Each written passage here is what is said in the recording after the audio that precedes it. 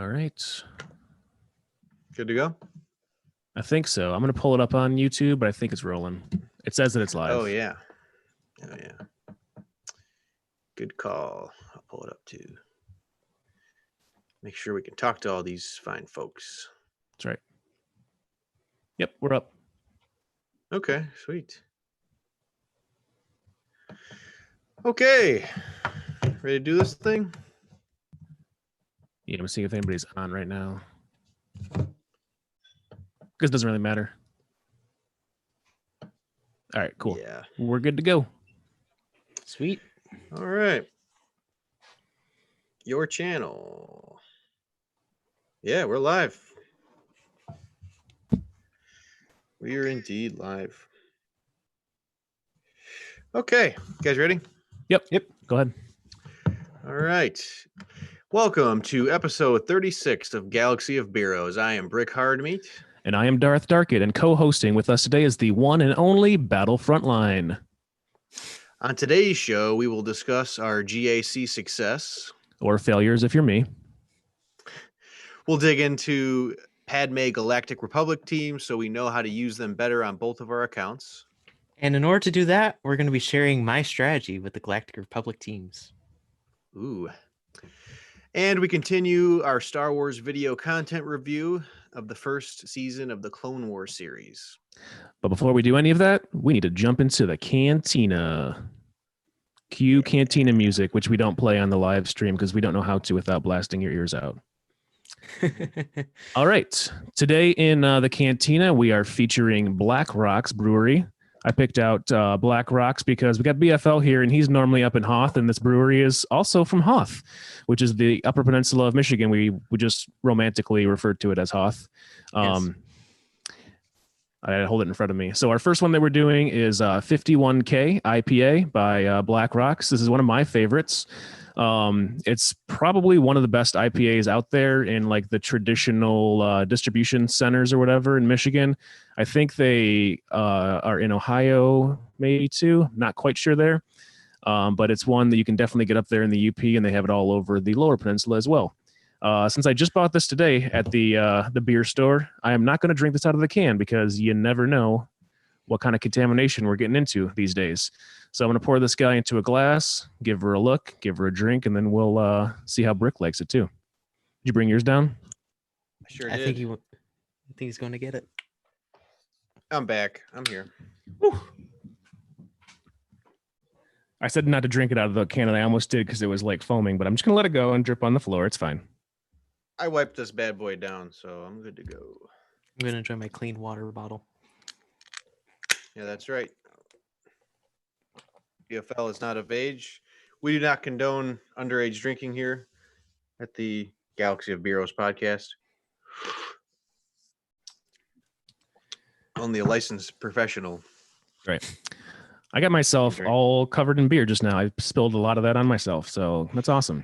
Nice. We're not only tasting the beer, we're feeling it. We're feeling it. It's all over. It's got a nice, good feeling of like good carbonation on the hands. So I'll let you know that. Ladies and gentlemen, the experts. Good kind of like light color. So cheers. Cheers.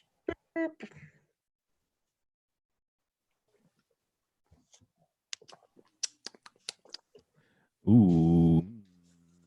It's a long for me, to be honest. 51K is 7%. It is 68 IBUs. They describe it as bursting hops all over your face, and for me, it's all over my hands.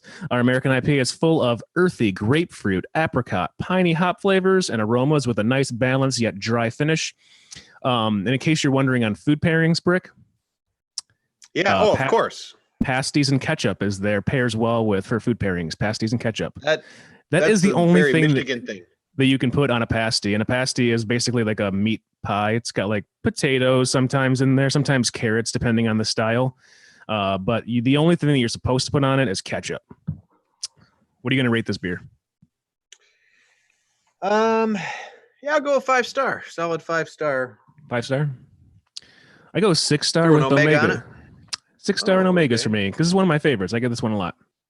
So nice. I was excited. We've got Boski in the Boski watching on YouTube. Welcome, Boski. Boski. Welcome, welcome, welcome. All right. So what are we doing here? I think we should Why get are we into here? our boosts, boasts, and beers now, right? Yeah, that's right. That's right. How about you start, Brick? Want me to start? Okay. Yeah. I a Gear 12 General Kenobi.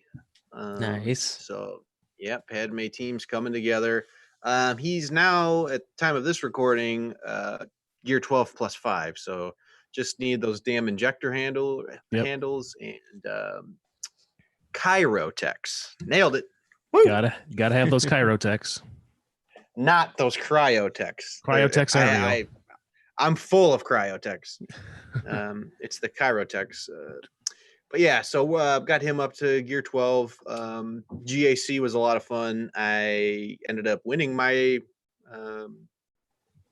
my round or whatever. So I went 3-0 and actually made Kyber for the first time. Sweet, dude. Nice. So yeah. Congrats, man. That's awesome. Yeah, thank you. Thank you. It was a goal of mine for a long time, and I'm glad I finally got to achieve it. And it was intense. It was I didn't have any easy opponents. You know, they were all tough, and they were very even matches. And I think a lot of times I was even outgunned a little bit. But I attribute my success pure strategery on your part. Strategic. It was all about the strategery. Yep, absolutely. Gotta have that.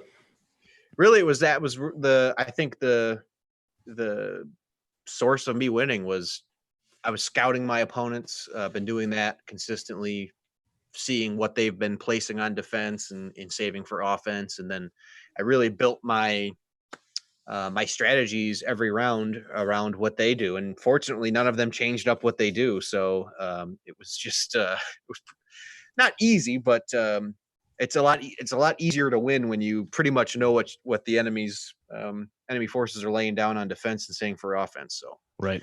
So do you scout them every single time?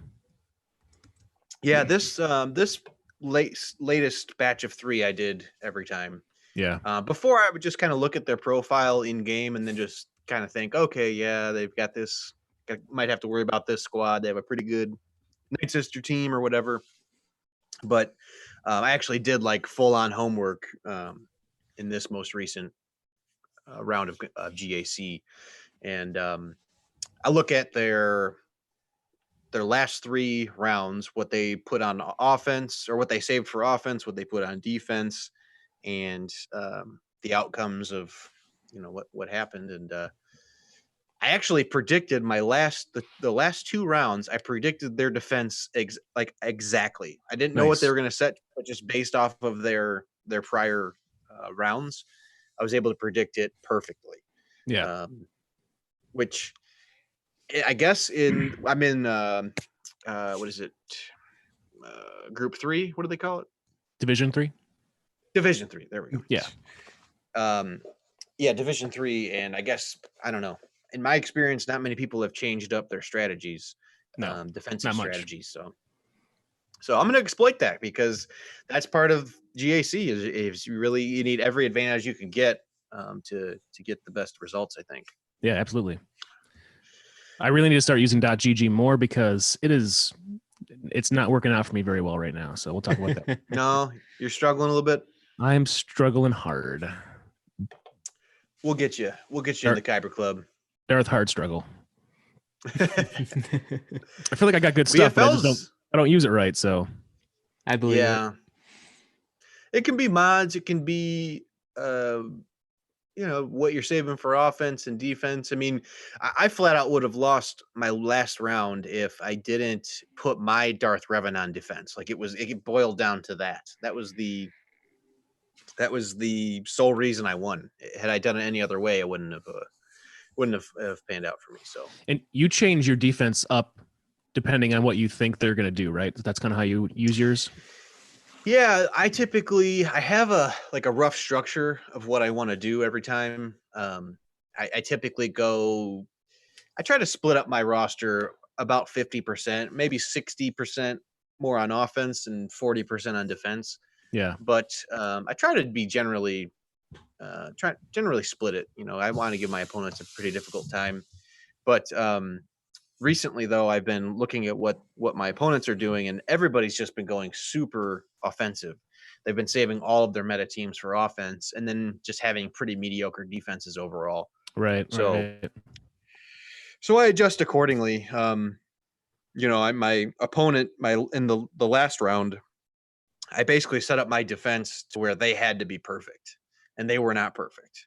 They stalled out on my Darth Revan team, which just if you get one failed attempt on that, that's so many banners. I mean, as close these games can be, these matches can be. I mean, just getting someone to not clear a zone on the first try can really secure the win. And then that second squad they have to use to try and finish off that squad could be their only other extra offensive team that they brought, or a capable offensive team, And if that's So a front then territory, then they're screwed for the next one. Exactly. They don't know what I have in the back, and so I definitely it was a lot of fun. Like I did a lot of fist pumping by myself Yeah, when I saw I would too. Well, it sounds well deserved. Well, it was crazy because I did all this strategy, setting up my defense, and I'm like, I'm gonna go 3-0 this time, because normally I go 2-1. That's been when I've consistently gone 2-1, and so I really wanted to get the third win and secure Kyber. So I did all this planning, and then right before I went to bed, I kept checking all night. I'm like, are they attacking yet? I attacked first, and I did pretty good. I stalled out a few times, but I ended up getting a full clear. So I was really anxious to see what my opponent was going to do. And then, like, literally, as I was about to lay down for bed, I'm like getting ready to put my phone on the charger. I see that they're attacking. So I stayed up for another like 20 minutes and watched them attack, of course. But it was awesome to see them fail. It felt so good. I bet. You didn't get past my Darth Revan on the first try. I don't know what the hell you're going to try and use on the second. And that was really like the deciding factor. So yeah. Once again, a very long boast and whatever, 3 Bs. Boost, boast, and beers, baby. Triple Bs. I need to get that tattoo. Yeah. Memorized. BFL, did you have any boost, boast, or beers you wanted to share? Or not beers, but yeah, a few. First off, I just want to say my GAC, while I did make it to Kyber, I could do little scouting. Maybe 3 people this entire season had profiles on .gg. So a lot of the time it was just me analyzing their actual roster in game and just saying, okay, what would I put? And just analyzing like that. Are people deleting theirs because of this? It wouldn't surprise me. Yeah. It really wouldn't. I mean, if you're in a good guild, though, I mean, if you're a decent player, you're gonna have to be in a decent guild, and they're going to probably require you to have a profile, I would think. But I guess my question would be, like, can you just deactivate it during the season? I don't know. And then bring it back. I don't know. Just wondering. Unsync? I don't know. Yeah. I don't know. Possible. Anyways, BFL, continue. Sorry. No problem. But I did manage to take Kyber, but this was definitely the hardest season I've ever had. I took 4th place in this past round, so that was like the lowest I've ever been. But overall, it still was good. JC, everything was hard fought. It wasn't like I had an easy rollover. Just everyone was no opponent. Everything was challenging, and that was great. So it was well deserved. And then I do have some boasts. Yes, let's hear them. I got my General Kenobi up to Relic 4 earlier today. Nice. Hoping to give a little bit of boost for the arena squad. I'm halfway to Negotiator, so one more trip after this upcoming Genosis, and I might have it because I still have a little bit of tokens saved up in the bank. I got B1 to Gear 12, gave him a Zeta, and used 2 pieces short for Gear 13. Sweet. So we're making progress. Nice. And then the past week, I got GG to Gear 11, gave him his Zeta unique. I got a Saj to Gear 12, and I'm starting the Night Sister grind, Darkit. I'm gonna just take you off this stream right now. I have no choice. Getting a Saj to Gear 12 at this point, I may as well do it. Well, I think like Asajj is very useful because like you need her for gas, you need her for Yeah. GOTB for that Dooku Asajj mission. Mm-hmm. So that one is one that I have definitely pursued, and like I feel like that's a useful character to have. But I just ignore that she's a Night Sister. I think she's a Seppi. Come on. Yeah, well, like you said, get the gas event because this is ultimately what this is working up towards is me getting the B1, getting Asajj. B2's almost gear 12. He's missing a stun gun, I think. Droideka's almost gear 12's missing a stun gun. I got 3PO up to 6 stars finally yesterday night.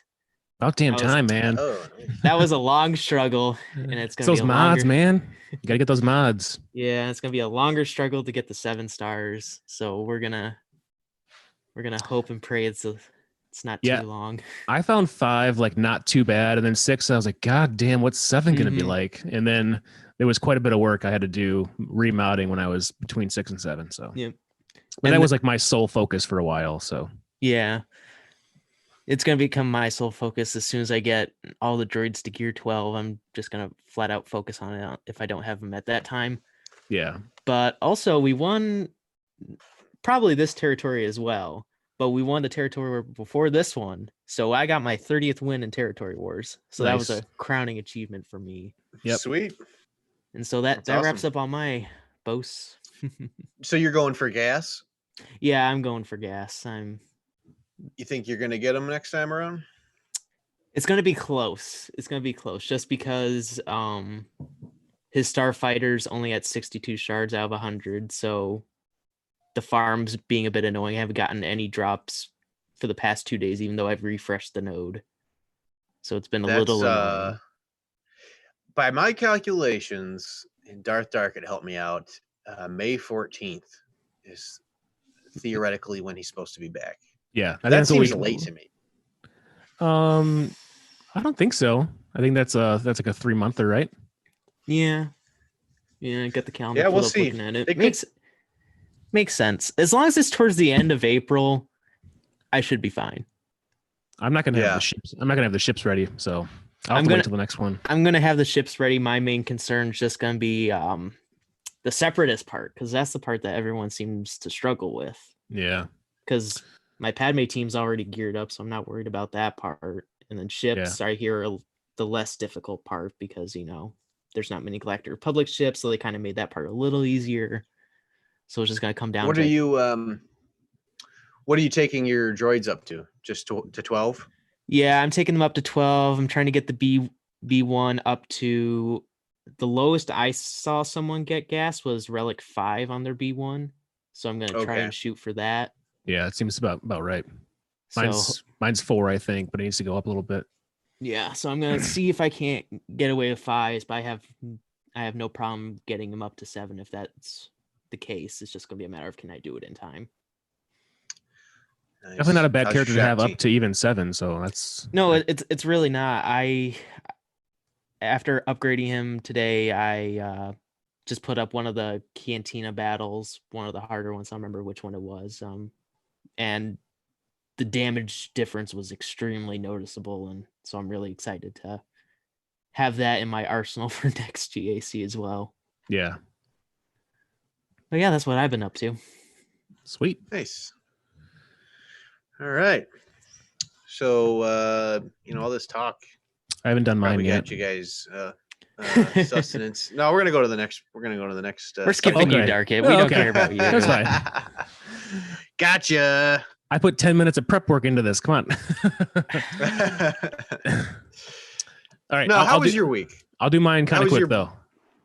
No, you don't have to. We have all the time in the world. That's right. That's it's true. The end of the world. Yeah, it's the end of the world, and that's all we're dealing with right now is just time. Just time. First boast that I want to do. BFL alluded to a minute ago. I want to give a huge shout out to our guild, the Awakened Rebels, for our last territory war. We're doing pretty well in this one, but our last one, I swear to God, I was like losing my shit in the last 3 hours of this. I'm like, why are you all not attacking? What's going on? I have 8 attacks in, and my team sucks. Why am I in 7th place right now? I'm the bottom 10, I would say, of the entire guild.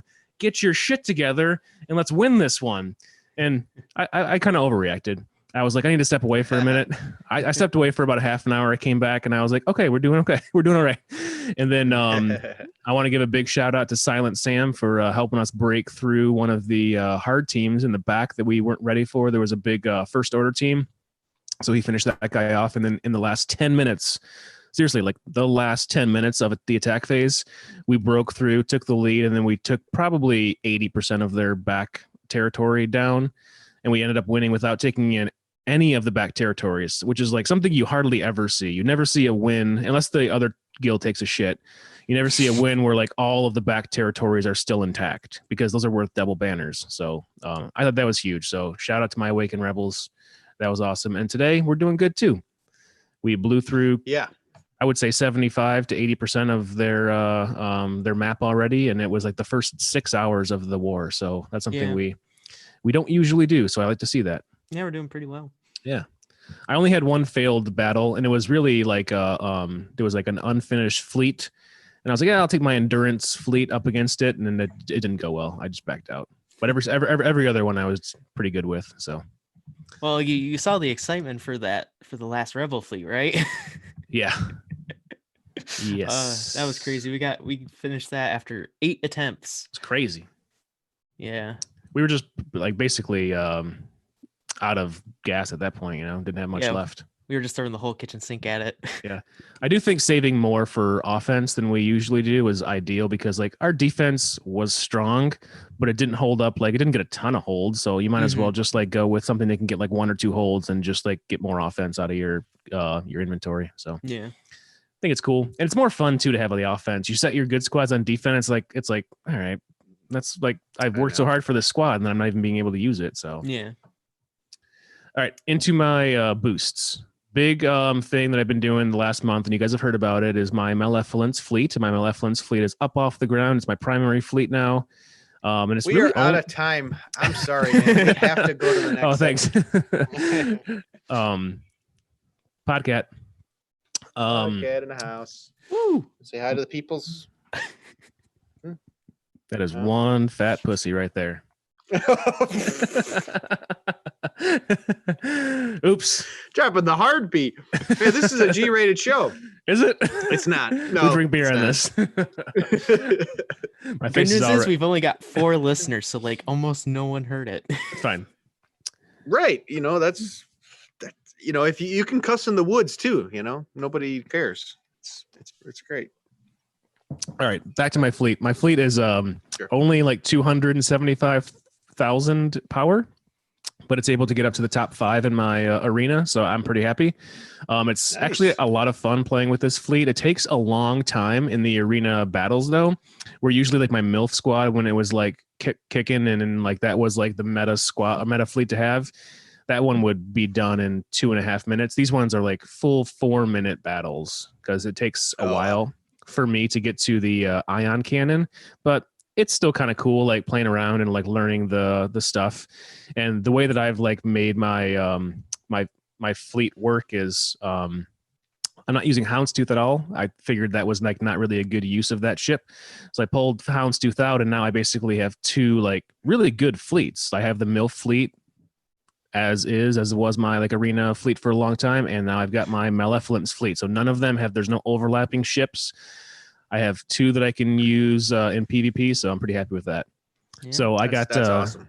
I got the Spy Starfighter maxed, Sunfox Starfighter's maxed. The Geo Soldier Starfighter is not quite there yet. It's level 77, ability to level 5. So I just need some more ship currency. My Vulture. Yeah, Vulture Droid is 68 out of 85. Hyena is 49 out of 85. And IG 2000 is maxed now too. So nice. Yeah. Those Geos, man. Those Geo ships they're so good. So underrated. Oh, yeah. And in that fleet, they're fucking awesome. Like the assists they give. The one that can come in and like basically taunt a ship that you just want to attack. So like it'll taunt Anakin's, at a 2, and I'm like, oh sweet, I can just take at a 2 out of there right now. And even if, I have a negotiator with a Houndstooth that's taunting, I can just go right for that ship right away. It's fucking awesome. Yeah, I mean the Geos, they used to be the fleet meta way back before the MILF, which seems like such a long time ago, but they're Yeah. still Yeah. good ships, and especially now that we have more separatist ships, and a lot of the bonuses are starting to actually play a bigger role, and we're really seeing why the Malevolence is becoming a meta fleet, just because there's more Right. synergy with the faction. It's so cool too, because like it's a small power level, but it's like does a lot of damage. Mm-hmm. We got a I'll- comment from on YouTube real quick from Boski said, "LOL." After the Cara Dune talk last year, I don't think you can call yourself a G-rated show. we do love our Cara Dune a little bit. All due respect, Gina Carano. You've Thank got you for reposting, and I Yeah. take back everything I said. It was inappropriate, but I still feel that way. I pulled out my AT-ST Lego set that we got, the Mandalorian one, and there's a Cara Dune in there, and I was like, "Ooh, how you doing?" I've never been attracted Daddy, to a toy where's my, by a toy before. Have you seen my Cara Dune for the Lego set? Why is this sticky? All right, I'm leaving. I'll let myself out. Oh no. Oh boy. I do not relate myself with these people, for the record. I don't know who they are. They just spam my email saying, "Hey, we want you back. We want you back." He has no choice in the matter. It's just, he's on the show. What are you gonna do? All Only right, sorry, go ahead. last boast. My alt is now at level 85. And Nice. it was just in time for me to not be able to get into GAC, so I got my Trapped in Carbonite title. So I'm excited for that. Nice. There's one more boast you're forgetting about, Darkit. Which one? Oh, my Hoth. pad. My what? Oh, Hoth. oh yeah, fuck. Yeah, because we weren't done last time. We Arakan Rebels also max starred 45 star the light side Hoth. So we can finally abandon our Rogue One farms, which is awesome. Thank God. I mean, I had some fun with that team, but I was like, I really don't want to work on Baze. He's so far behind. So There's so many other priorities than yeah, getting an achievement for that. But it's nice that we did it. no, it totally is, and it's good to like have it behind us, and we can move forward and pivot. So shout out to De Schnaps and to Colonel Jansen for all the hard work with the spreadsheets and all that. So we are happy, and we are looking forward to the great deployment. Oh, right. Is that what we're doing next? Well, we're doing Dark Side next, right? Right, we're Yeah. doing Dark Side Geo this week, Okay. but the next time we do Light Side, it'll be for Geo. So Yeah. Okay. Yep. Get that get to currency. that's right. All right. Now I'm hungry for meat. Okay, good. All right, now you're ready for some meat. All right, let's head on over to the hard meat. Cue hard meat music. Got some stuff lined up. So we got a couple topics. I had some major tech issues here. That's why the stream started late. But I didn't let you guys know this, but in addition to talking about Padme's kit, which we alluded to last week, I also wanted to talk a little bit about the Galactic Legend fallout that's happened since its release from a few content creators. I think that'd be an interesting topic to talk about. But we can start with what do you guys want to start with, Padme or Galactic Legends? Let's do Legends since you're talking about it. Yeah. Okay. So Galactic Legends were released. Finally, the event is live. A few people have released videos. I watched mainly Arnold's stuff. The day that they came out, I did a video. It's called Live Galactic Ascension Tiers 1 through 3. And he did a big live stream, and he actually broke a record. Apparently had 16,000 people viewing his stream. Oh wow. At its peak. Yeah. Now that same video has 147,000 views as of today. He's getting up there to the Galaxy of Heroes numbers now. Finally, it's like about time, man. But I like Arnold. I have liked his stuff in the past, and I like the presentation of what he's doing now. I like the production level just keeps getting higher. Like he has these green screens, and Yeah. It's a uniform. very entertaining. Yeah, his uniform. I love the Very uniform. entertaining. It's like he's doing a character, like a wrestling character almost. You know, it kind of reminds me of the pageantry. It's to that effect. But what I didn't. Oh wow! Look at our production value. Darth Darkness got a kooky mask. It doesn't fit on my head because my head is gigantic. Well, we'll have to get you a custom fit. Maybe we get a few more Patreon supporters. We can get your mask tailored. I got the mask all the people want to see here. Oh, damn it. Why do you have that? So people who are just listening, that's a Jar Jar Binks mask. Did you pay money for that, or did you get paid money to take it? Honestly, I think I bought it back when I was really, really young. All right. So it was a mistake. Said big doo-doo. Yes, it was a big doo-doo, but luckily it was with my parents' wallet, not mine. Sure. True.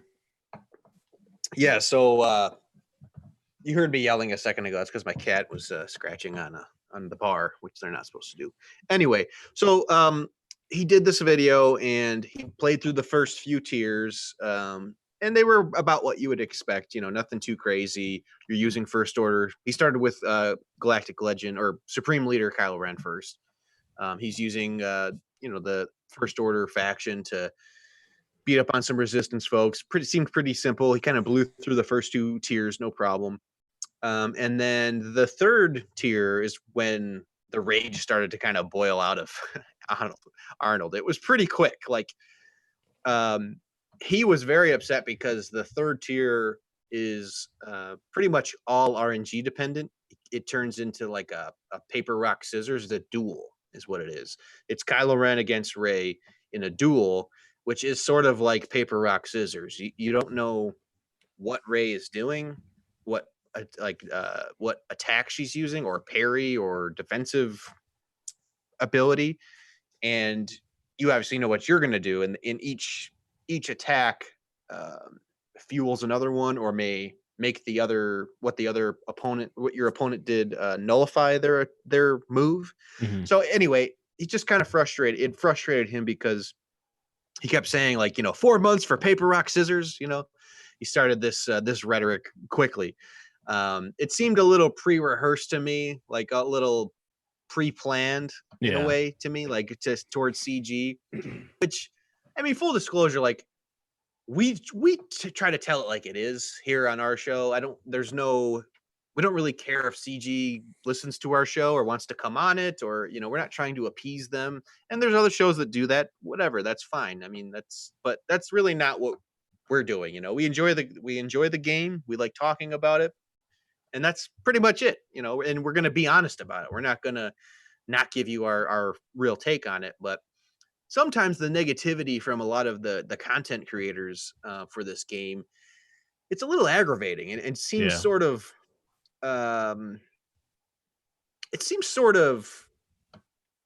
parasitic, like, oh, totally. Why would you want to unnecessarily dog a game that you are a content creator of? That's basically, I mean, a lot of these dudes don't even work. I mean, this is like it's their main source of income. Yeah, it's like that's what they do, is they play this game and they create videos and stuff. So, and like good videos. I'm not saying they're not like valuable, but like you're biting the hand that feeds you. Yeah, exactly. And that wasn't just it. I mean, he continued to make a bunch of videos over the last week, like. So he kept talking about how the paper, rock, scissors waited 4 months for this. Come on, CG, 4 months for paper, rock, scissors. This is the most expensive game of paper, rock, scissors I've ever played, is what he keeps saying. So then he made another video after that, which, I mean, there's certainly, you could be upset about the event. Personally, I don't care about the events and how fun they are to play. Like, I want the result. I want to unlock the character and then play that character and kill people with that character. Right. I don't care about the events personally. Yeah, I know a lot of people do. Yeah, some people do. Some people are into it. And I get, like, there were some valid concerns about the event, which we'll get into, but so then he makes another video that's called Galactic Failure Mobile Game Joke, is what the name of the video is. And in it, he's just continues to slam the event. He called it the Galactic Stall. He asked a question in the beginning of it, like, CG, do you care about the Star Wars Galaxy of Heroes community? And then he kept regurgitating, you know, most expensive game of paper, rock, scissors I've ever played. You know, so then he keeps going on. He made another video called "The Galactic Ascension Tier 4 through 6 Tiers is Trash." That was the name of the video. It's like, okay, man, we get the point. You're not happy with it. He asked for an apology from CG. He said that they should be ashamed of themselves. He called it the worst Galaxy of Heroes event of all time. Wow. Yeah, he is fired. He's salty about it. He is very salty about it. I can get where he's coming from and being mad about it, obviously, because you spend so many resources, real money, to get all the tunes that you need to up to speed, and then you're given kind of like shit product, you know, to get to that. Well, I can kind of see. Another thing you want to keep in mind is remember the requirements. I know Arnold pointed this out in one of his videos because I remember watching it, but there was no fleet aspect. Why did we need the capital ships that just came out? Why did we need the veteran Han and Chewie? They weren't required in any of them. I mean, the few times that you could bring in your own troops, those aren't the best choices. So yeah, and there are valid concerns, you know, and that was one of the concerns that he voiced, but it wasn't his main focus or main concern. It was, you know, that these relics, the relic requirements were so high and really not needed. I mean, he blew through the first tiers, no problem. The first two tiers. So yeah, like getting these characters, kind of useless characters like Rostico and Resistance Trooper up that high, and Phasma. It's just like, yeah, it sucks. I get that. I mean, the requirements, yeah, they do suck. But I mean, that's what they're gonna do for these Galactic Legends. They're not gonna be easy to unlock. I mean, we kind of got spoiled, I think, with Gas a little bit. I mean, because all of those characters are valuable characters that you can use in one way or another. But I guess what kind of rubbed me the wrong way about it is that the things that he had issue with, I don't really care about the event per se. But he also complained about like the bad drop rates, quote unquote, for the event. So during the event, in the Galactic Legend event, you earn tickets to attempt the different tiers. And the drop rate worked out to about 33%, which is pretty on par with most drop rate or all drop rates, I guess, in the game. Yeah. Allegedly. I don't know. But I mean, okay, so you're complaining about the poor drop rate, which is the pretty much universal drop rate for the game. And he kind of complaining about the time that it took to get these events. And like, he was refreshing energy like crazy, spending all kinds of money, but that's just specific to him. I mean, I don't think anybody was expecting to have the requirements for Gas or for the Galactic Legends and then unlock them on the first day. No problem. Like, it's going to take time. It's, you know, it's a very impatient mindset to just be like, oh, why are these drop rates suck? And I'm not going to be able to unlock this tonight for this stream of people that is watching. 16,000 people are watching. But it's like, that's not how the game, or that's not how the event was designed in mind of, you know, it wasn't designed for content creators per se. So I felt that was what he's concerned with, though, because that's what his viewers want to see. So right, exactly. And he wants to do it. He wants to be the first one to do it, but he wasn't. And the other thing is that he made another video after he unlocked Kylo Ren, Supreme Leader Kylo Ren, and of his gameplay with him. So he was playing with the character and tried a bunch of different leadership, first order and non-first order faction characters. Just did a bunch of different tests against Gas on his test account, just to see how it could do it. And it wasn't doing that great. I mean, he was able to defeat Gas eventually, but he was dogging the leadership ability, saying it sucks and Phasma was better. And just really dogging the character, like basically Kylo Ren or not Kylo Ren Supreme Leader Kylo Ren sucks, you know, like, which I've heard this before, like maybe right now the stats and the overall functionality of the character aren't as good as Rey, but we don't have the ultimate ability. And if you know anything about his kit, it is completely centered around that ultimate ability. It's completely. We're judging. To me, it's like, it's asinine to like say that, oh, it's a waste of time. It's, you don't want to get these galactic legends. It's like, come on, did you even read his kit? And like he mentioned it as a footnote, like, oh, and maybe when we get this ultimate ability, it'll change things. It's like, maybe? Yeah, No, exactly. It's definitely. going to change things. Like, Yeah. I even know that. Right. To me, it's like, why are you making? I guess I know the answer now. Why he's making these videos, and it's to Clickbait.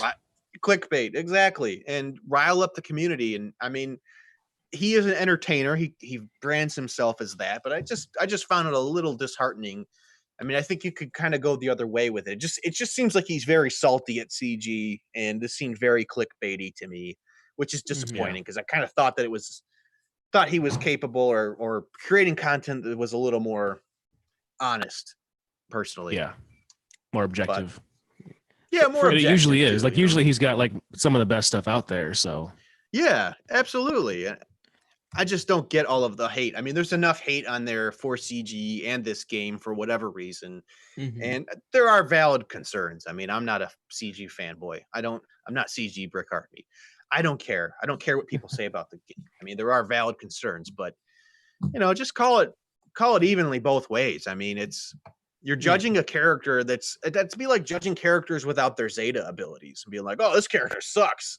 It's like, yep, totally. You and don't it's you not haven't even unlocked that's its not potential. No, and that's not even comparable because an ultimate ability is a completely new thing. This is going to completely alter how this character interacts. If his leadership is good or bad is irrelevant at this point. It's Yeah. just premature to judge it, and a little disappointing is all. Did he have it Relic 7 with all Zetas and all that too? Yeah, I believe so. He had it Okay. maxed otherwise. Which, I Yeah. mean, if you think that the character without their ultimate should be able to do more, sure. But I mean, what's at stake here is you're clouding the minds of a large viewership that may just look at this as a joke and be like, "Oh man, all these requirements, I'm going to get Kylo Ren and he's going to suck." I'm never going to go after it. Right. And that's hurtful potentially is hurtful for the game, the life of the game. And I don't know. I found that I agree. a little annoying. Yeah. Yeah. For me, I feel like this is kind of just gonna be like a repeat of Relics, because remember the initial release, everyone was hating it because it seemed like another impassable paywall. It's just gonna take everyone years to get over, but like here we are, everyone's pretty much over. We've accepted it as a fact of our life now, and it's actually not that bad. I enjoy the Relic actually now because it makes this arena like makeup like all more diverse. You're not facing the exact same things all the time, so you can have a lot more customization over the teams that you have. Exactly. So I feel like this is gonna be something we're just gonna kind of look back and be like, you know what, this was part of like the growing pain. Like, looking at the streams and video clips, like, do I agree that the events were kind of like, I don't want to say short, but they definitely could have done a little bit more. Because like when I first heard of this event, I kind of like imagined us starting at Force Awakens, moving on to The Last Jedi, and then moving on to Rise of Skywalker. Because like that was kind of how I figured why we would need Scavenger Ray at Relic 5. Right. I kind of wish they could have developed that it better. route. I kind of wish they'd gone that route. That's my only complaint. Again, I haven't played the actual event because I'm not relicking up all those characters because I don't have the wallet or the time right now. Gas first. Yeah, I agree. I mean, they're definitely, and based on, and that was one of Arnold's gripes. I mean, I totally understand that. I mean, you would expect, more of an arc in the event itself, more of a story arc than what they included. Especially with, like you mentioned, with having the vets in there, like having Vet Han come back and convince Kylo. With that pivotal scene in, when they're fighting on the wreckage. Of the Star Destroyer, Death Star, sir, or Death Star. I'm sorry, Death Star. Yeah, yeah. So they're fighting there, and like that could have been in it. That would have made total sense because you had to grind that character, and certainly the execution of the event wasn't ideal. But personally, I just don't care. I don't care. I want to get the character. I don't give a shit about the semantics. And just tell me what I need to do. I know it's not going to be easy. I'm going to do it. I'm going to get the character and I'm going to kill people's face with it. That's what I want to do. By the way, Right. Boski wants to know what our thoughts are on CG shutting down all the test accounts.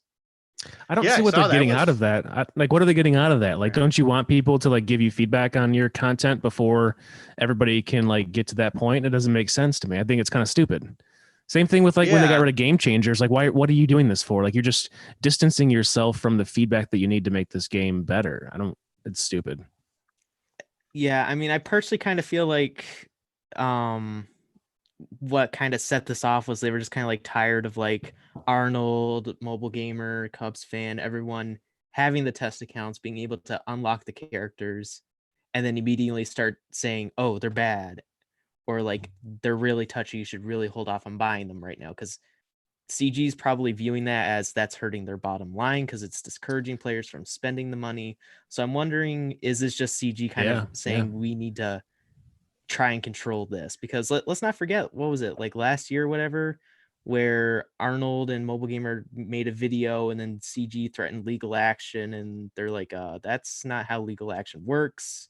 Then CG shut up after that. That's when they shut down the game changers. So I'm wondering, is this just kind of like a CG leadership? Maybe even CG didn't make the decision, maybe Disney did. I don't know. I don't think Disney has really a lot of like say. They don't want to be into it that much. I can see EA, like, maybe EA. EA, I can definitely see making that decision. Yeah, I think it just doesn't make sense though. I don't know. Well, based off of the video, like when I watch Arnold's video, like his most recent videos, he speaks in a way about his test account and just the game towards CG in a very like antagonistic manner and like an ordering type of way. Like, hey, at CG and tell them I'm out of Zetas on my test account. I need to get more of those so I can keep testing this game. Or like I've seen McMole, I saw him tweet, things like fix your game, CG. Like people always have this sort of like this tumultuous relationship with CG, and it's like, yeah, guys, ordering them around is going to get them to want to help you more and do things. Like, I don't know, it just seems a little entitled. And granted, we don't know the full extent of what the game changers was and what the test accounts are really supposed to do per se. I mean, it definitely limits them in what they can do as far as from a content creation standpoint. But I mean, if you've heard Cubs fan or Arnold talk about the game on their videos recently, it's super negative and they're just talking shit about CG at this point. Yeah. So I kind of get it from CG's perspective. It's like, well, you guys are just like I was just talking about. I mean, you're dogging our game left and right, telling your thousands of viewers that the game sucks. Well, you don't need this test account anymore then. I mean, it's a little you don't get to have you don't get to have this. Yeah. But I mean, I don't know, man. I would watch their videos and you guys let us know. Maybe I'm off base here and I don't have anything to gain out of saying this, but to me it just seemed a little it's a rough relationship at this point with these game changers. And truthfully, like I kind of think, why, if you guys hate this game so much, go play something else. Go play Marvel Strike Force. Like, I don't care. Marvel Strike Force. Dragon Champions. Like, the truth is, you Raid can't. Shadow Legends. Because, right. And in his most recent videos, Arnold literally pulls up footage from all of those games comparing the artwork, which I thought was actually kind of humorous. He's like, stop talking about the artwork. Make the game more interesting, make better content. And he's like, because this is what artwork looks like in other games. And he showed Marvel Strike Force and Raid Shadow Legends, which the artwork looked tremendous compared to what they're laying forth with the new Ray, which looks like dog shit. I mean, doesn't even look like Daisy at all. But anyway, but yeah, they don't go and play these other games because their viewership would vacate them. They'd have to start over or build up on what they already have. And they don't want to do that. They're just going to keep making content. It's not smart for their brand. This game. Right. Yeah. It's a brand at this point. It's their job. So they're just going to, this is what I keep doing, keep making money off of it. McMole came crawling back to the game because nobody gave a shit about Dragon Legends or Dragon Champions. For good reason. The game sucks. Exactly. It's like, I'm going to go to a new game. Fuck you guys. I'm out. Hey guys, I'm coming back. Nobody gave a shit about that other thing I was doing. And it's like, I don't know. I just wish there was a little, we can split the difference here. Okay. CG's not Yeah. perfect. This game isn't perfect, but guys, come on. It's a two-way street. You can't just expect them to do everything and take everything. Did you see like the official StarWars.com when they released like, hey, Galactic Legends have now hit Star Wars Galaxy of Heroes. Like anybody who has not heard of this game has anything to like do for this. Like there's no way you can just jump into this game and like be ready for that. Right. I mean, even if you hyperdrive it and buy a bunch of like packs and stuff like that, there's no way. Like, what were they doing? No. I don't understand. Like, obviously, like StarWars.com, whoever runs that doesn't understand how Galaxy of Heroes works. Well, I Yeah, mean, that's okay. if they draw someone in to buy the hyperdrive bundle, well, that's $100 more in CG's pocket. So That's true. You can get some idiots to come in here and drop some money. And like they even announced it before CG announced it, didn't they? Because I didn't see anything on the Star Wars Galaxy of Heroes forum. Yeah, it was like a half hour dev difference updates or something. It was like a half hour to an hour difference because I Yeah. follow all this stuff closely. Like I got the Star Wars at my phone, so like the minute that happened, I saw it, and I'm like, oh, did CG Yeah. post anything? Because I don't remember Nope. seeing anything on the forums this morning. I checked. They sure didn't. Nothing. Cool. Also, hi ABD. What is that? ABD Junior. What's up? I'm doing good. How are you doing? Oh, you got a Battle Frontline's got a bigger following than we do. What the hell's going on here, guys? I have a fan. I didn't believe you They're like- guys. They're like, I don't know who these two other guys are, but BFL's on, so I'm tuning in. Yeah, you guys just keep Right. saying I have fans. I'm like, I do. I don't believe you, but You do. Popular demand. We built you, and we can destroy you. Okay, Battle Frontline. Okay. Maybe I'll start my own podcast now. Dark at 70, the podcast equipment. Damn it, we've created a monster here. He's gonna steal all of our fans. The Battle Frontline podcast. All three of them. You guys have anything else you want to talk about Galactic Legends on? Or? Fuck no. I'll get to it in 2 years. Oh, we make it through- Boski is he's a Brick Hard Node fan. Well, thank you. I am too. I love me some Brick Hard Node. We're going to talk about Brick Hard Node in here in a little bit when we go over the Padme stuff. So Yeah. Let's do it. All right. Padme Yeah, dive now.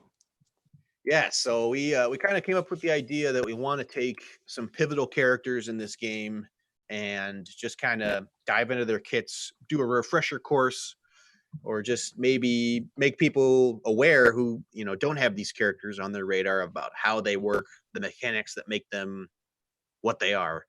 And so this first series, I guess we'll probably do more of these in the future, is we're gonna do Padme and her cohorts. So Padme is a fantastic squad in this game, one of the best, probably a top 3 at this point. Would you say? Top 3 squad. Only because of Galactic Legends, but yeah, top 2 I would say of achievable characters. Yeah, in a pre Galactic Legend, I mean a top 2. Well, and gas. So yeah, we'll say top 3, top 4. Yeah. But yeah, just a great squad overall. Can counter a ton of meta squads. Lots of fun to play. Puts out tremendous damage, and we're just gonna do a dive into how that team works and kind of what makes them tick. Yeah. And Yeah, Battle sounds Frontline good. has probably the highest Padme team of any of us. Definitely the highest of any of us. Yeah. Certainly I not definitely me. seem to be the expert here. Yeah, for sure. Yeah. So, hey, look, I have another loyal follower. Look at Nice. this shit. Muhammad Akil. I think This- I pronounced that right. If I didn't, I'm This sorry, guy. but what's up? Yes, I shall He's take over the taking podcast. This is some shit. We have 6 people watching. You have like half of our viewership at this point. I mean, I'm This is why we not keep bringing great him at Brick on. Hard Math, but The rebellion begins. he's bringing the ratings. Yeah. All right, Battle Frontline. Okay, Battle Frontline. I see you. Woo. All right, so you got some game footage up here. Or you got your squad. Yeah, I just see. pull my Padme squad up, so maybe Nice. BFL can give me some advice here. Yeah. All right. Well, let's see what Dark is doing. Let me blow up my screen a little bit just so I can look at his characters. Well, let's see. You're starting with Padme at what gear is that? She's Relic 5. Yeah, Relic 5. Yeah. Sorry, my screen cut black for some reason. So okay, there we go. Now it's back. Then you got your General Kenobi up at gear 12 now. So congratulations on that. He's Relic 7. Relic 7 as well. Nice. Then where's Ahsoka at? How's Snips doing? Snips is a little behind. She's only gear 11. Only gear 11, and then all right. Then Anakin? How's he? Anakin is just gear 12 plus 3. Dark it. No, I know, but like I was behind on him, and I was like, I'm just gonna work on like Kenobi for a little bit. Like, not that I mean, I obviously have to have him there anyways. Yeah. But these fucking stun guns, and then this piece is just like ridiculous. I'll get there. It is. Yeah. And then how's your 3PO? Because I know you use 3PO in the squad. Yeah, 3PO's gear 12 plus 2. Decent mods. So do I want to like relic him too? Yeah, you can definitely relicking him is a huge help because again, he gets a huge health bonus, which is great for survivability, especially when you're going up against those Malik and Revan teams. Because when Malik's doing the force strain or Revan's doing his specials, just huge amounts of damage can get thrown around. That additional survivability really helps the team chug along, especially because of his confusion. Because as it stacks up, it can function as a buff immunity, it can function as a healing immunity, can help. I think it increases cooldowns if you have all 3 stacks on there. So it's a huge help. One thing that I've also heard with Padme is like you have to control her speed. Like you don't want it to be like super high. So I think I've been doing a little too much on mods with speed. So I might need to work on that too. Yes. So I've been working on a little bit of a guide to Padme for the guild, and I made a quick little infographic for the guild. So this in-depth guide I've been working on kind of just generally goes over team compositions, what you need to know, Zeta and Relic orders, mod setups, and strategies. So I think at this point it's kind of clear, but just for everyone that doesn't know, Padme teams with 3POs the best team overall, as it can reliably beat Darth Revans and Malik's. And again, this is due to the bonuses that C3PO grants and his confusion. Huge bonuses. And it's this comp on the screen here? Is that that comp right there? That's what I'm using too, yeah. Yeah, that's the best one. Second best one is Grandmaster Yoda, simply due to his high speed and his high damage output. It can reliably beat Darth Revans, but it can struggle on Malik sometimes simply because that while the damage is high, sometimes it's just not quite enough. And for people listening, on the screen we have it's Padme lead with General Kenobi, Ahsoka, Jedi Knight Anakin, and C3PO. Yeah. And then after that comes Barriss. Don't try to attempt to beat a Malik with this team. It never really works out well. But it can usually beat Revans that don't have their Maliks. She's great just because of the additional healing, especially if someone's doing huge amounts of damage like HK or Bastila. The Zeta is especially helpful because every critical hit they heal, and while that can sometimes just be negated by Padme just because, it's stacking the protection up, it's still a huge help.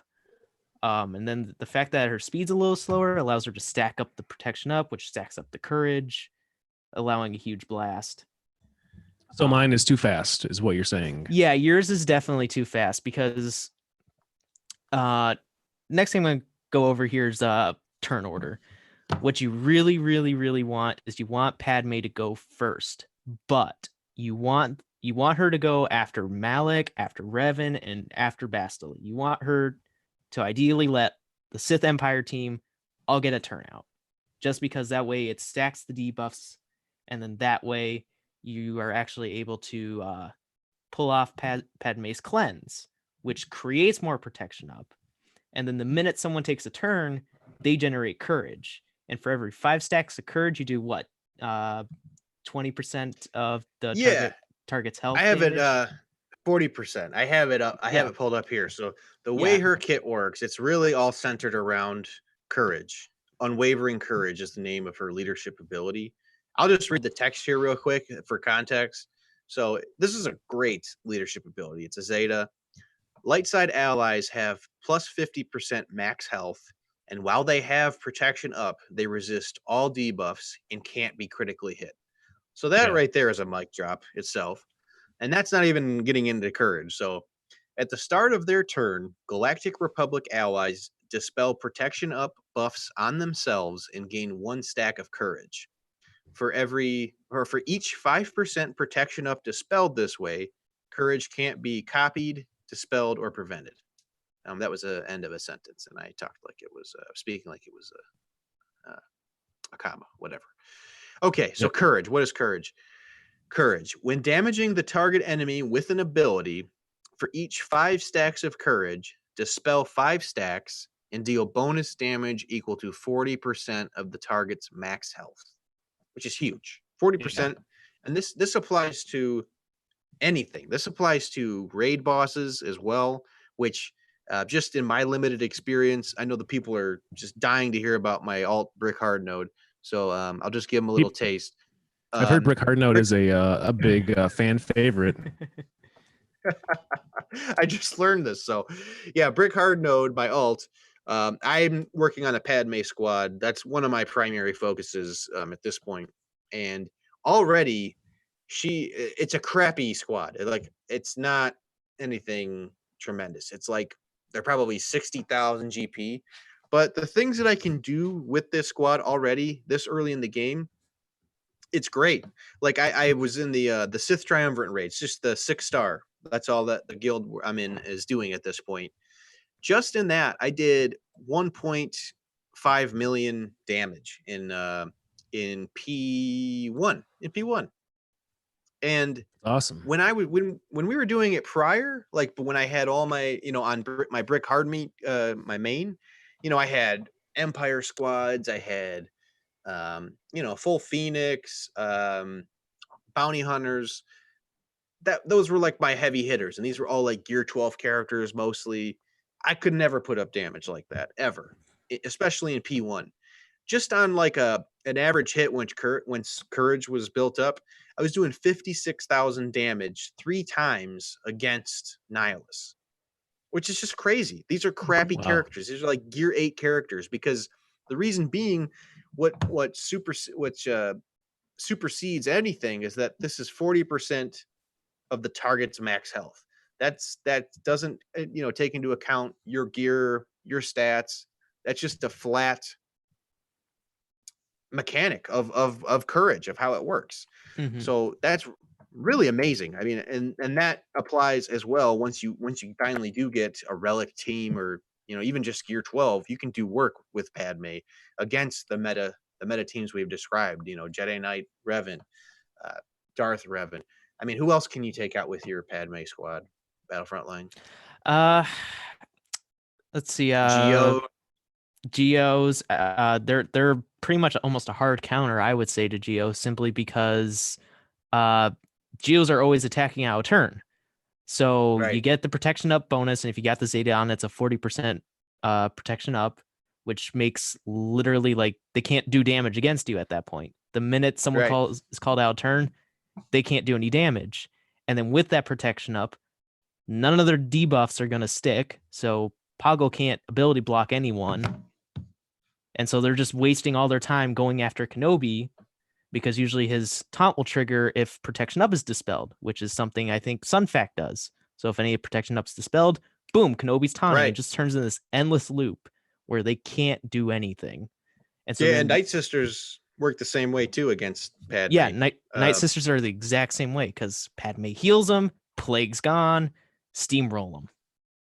Yep, and then when Asajj uses her mass dispel of all buffs on the enemy squad, they all get their protection taken away, which translates to courage. And then like you said, General Kenobi gets the taunt immediately. It just endless cycle. That's really hard to take out Padme's. I've done it a few times with my Night Sisters, but it's not reliable, and I avoid it at all costs. I pulled up BFL's Galactic Republic. So here's what he's running right now. I see Relic 7 screen. Anakin. Yep. You don't see my thing? Okay. Oh, it might just Well, be me. I don't know. yeah, I don't see it either, but I'm watching on the live stream. that's okay. Relic 7 Anakin, Relic 4 Padme, Relic 4 Kenobi, Relic 4 Ahsoka, and 3PO is Gear 11. Yep, Gear 11. Yep. Because that's as far as I can take him right now. Because he's not 7 stars. I'm working on it, people. I know.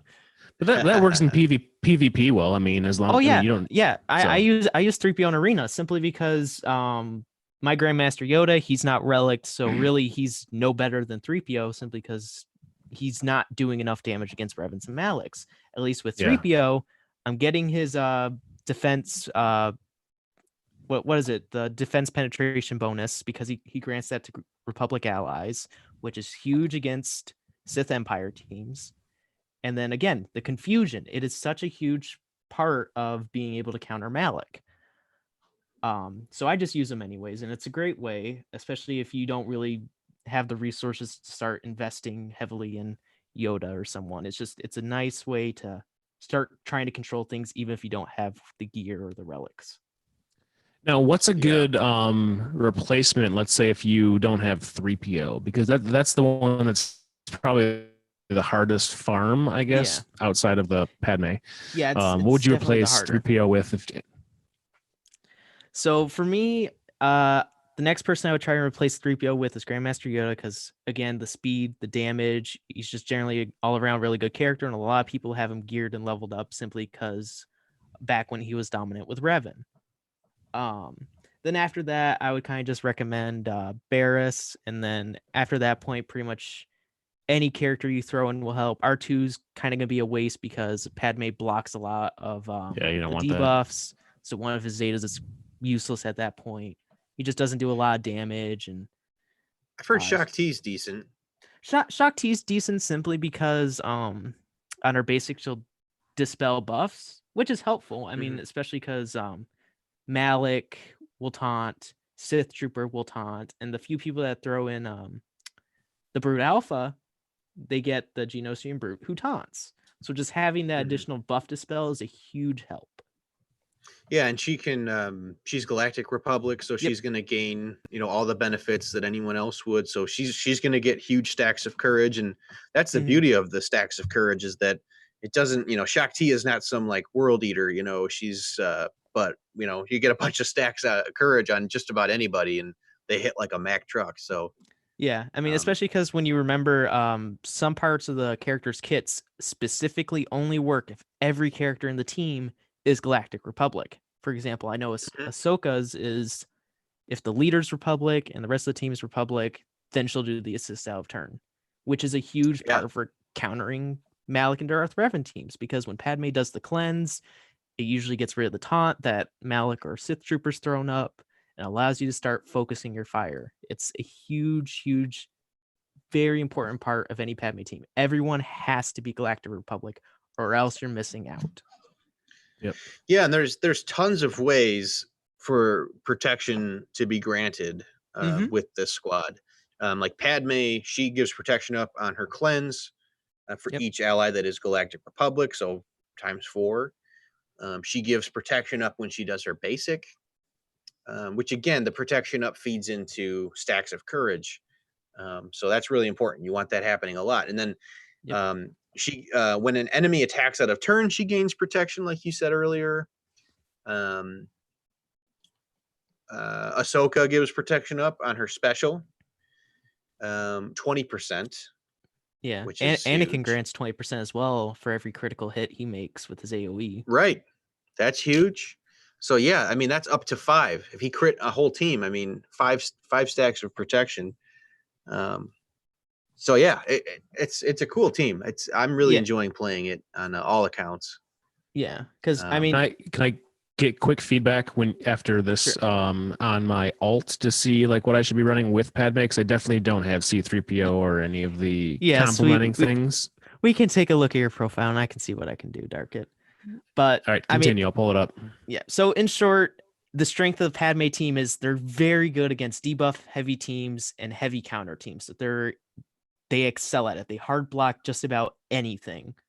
The only characters that really give Padme team troubles are those who are immune to health percentage-based effects. So like Kylo Ren Unmasked, because he takes reduced damage.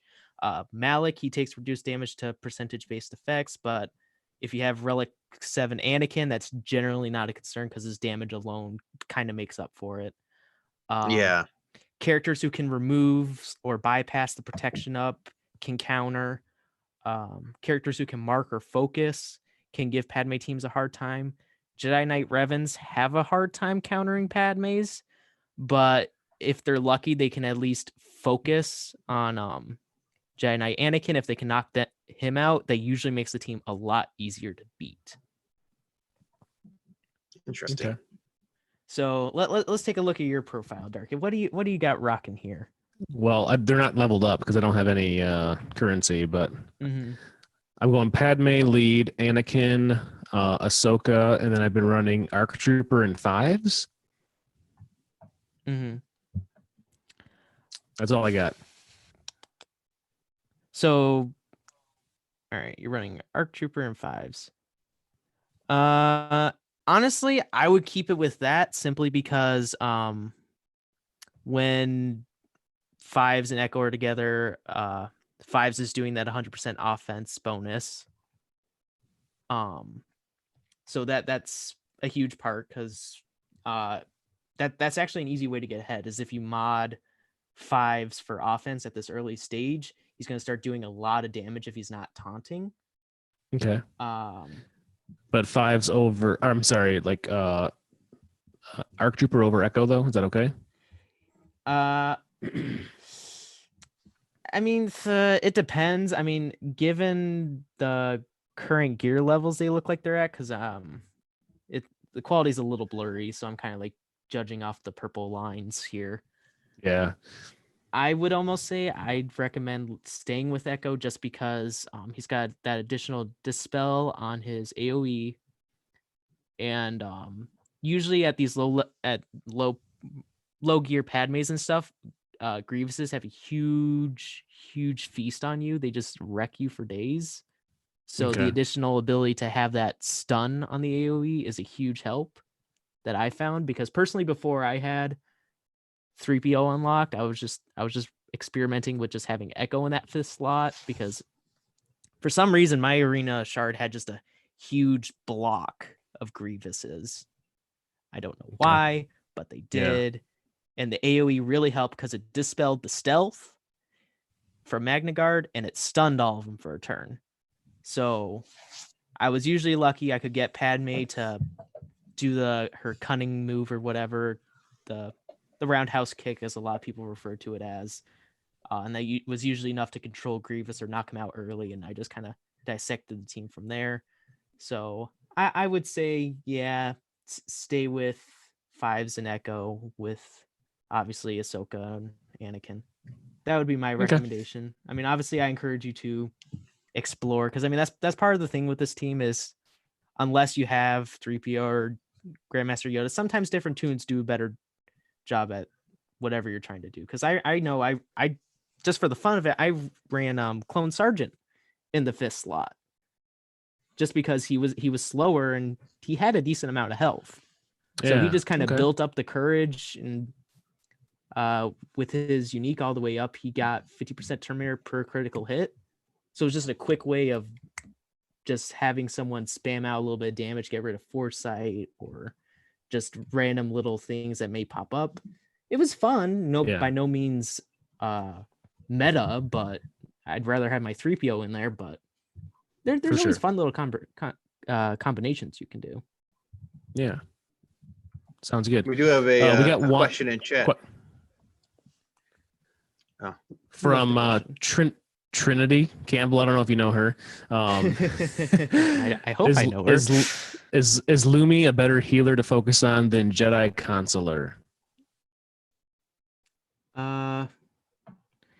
Good question, because for me, the deciding factor here is you have to keep in mind that Luminara doesn't have a ship. Jedi Counselor does.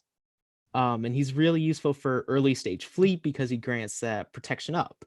And I think he also calls an ally to assist. He does. Yeah, he does. Yeah, he's needed too or can be used for unlocking General Skywalker as well. Yeah. So if you're not really thinking fleets and you don't really want to focus on it, although I recommend you focus on it simply because fleets, you're going to have an easier time catching up to the meta than your standard squad arena. I would say focus on Jedi Counselor unless you really just want to focus on Jedi healers for some reason. In that case, then go Luminara because she definitely heals more. But Counselor, in my opinion, would be better in the long run. My 2 cents, Trinity, is that I did work on Illuminara's early on the game, and I regret it because she's kind of useless, to be honest. Until she gets her legendary rework. Right. Yeah. Right. She does like a big heal, and she does like ability block, I think, on a special. But yeah, truthfully, there's a lot better characters you could farm out of the. It's the Galactic War store, so or you could turn that into shard currency, shard shop currency. But that's just my 2 cents. Yeah. Yep. Or you can just be like the standard collector and just level everyone up to 7 stars and just leave it at that. Yeah, you don't want to do that. I mean, although I will say this, a good tip for people that are trying to farm shard currency, just buy all the ships from Galactic War as much as you can until they're 7-star, and then just keep buying them, because in reality what's happening when you turn in those extra shards, they're worth more per shard than a character shard. So you're actually getting more shard currency out of buying those 4 ship fragments than 5 character fragments. Yeah, with the exchange rate. Yep. There's a better exchange rate for that. So I highly recommend it for anyone that's got a new profile or an alt like Darkit here.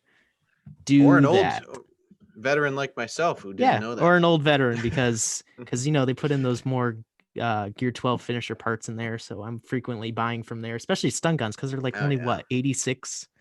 So it's like cheap. Really cheap there. Yeah, for sure. Fun facts. Hey, you get 19 shard shop currency per blueprint.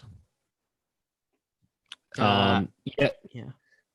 And then you get 15 shard shop currency per shard, but you do only get 4 when you're buying them out of shops. So I think those 2 things, I don't know, they kind of counteract each other. They may have changed it, because I know at one point it was definitely ships were more.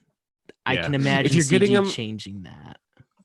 If you're getting them off of nodes, like a ship that you've already finished, but you're trying to get, like, I don't know, the other ship, like for me, it was like Vulture Droid and Jedi Counselor ship are on the same one. Mm-hmm. So in that case, it's fine because you're getting good exchange rate. But I think like when you're only getting 4 blueprints versus 5 shards, it kind of equals out. I could be wrong though. I don't know. It's definitely worth testing.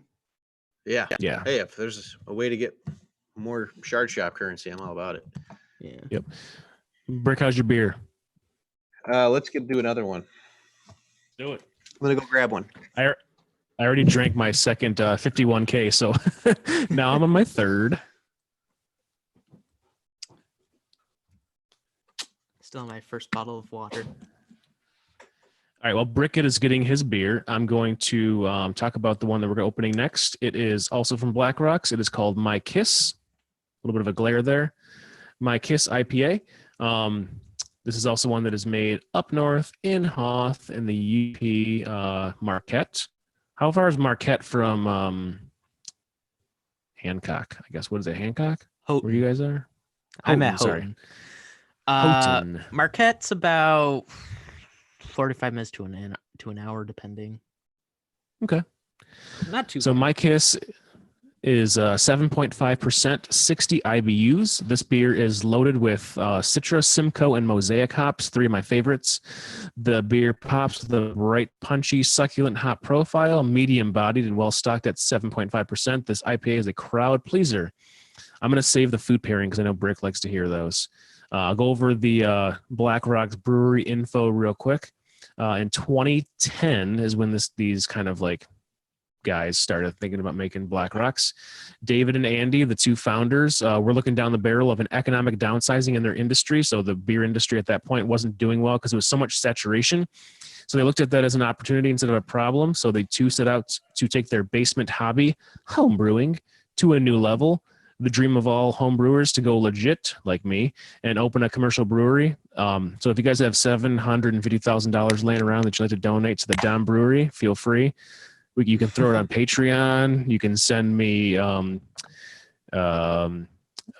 Cash App, currency, whatever you want to do. We'll take anything.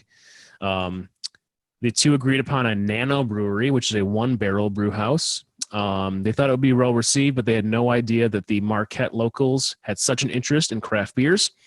So they hired some awesome people from the area, and they still have their original pub on 3rd Street, which is a staple kind of spot in Marquette. It's like a little house, and recently they bought like the entire block. They're going to be expanding very soon.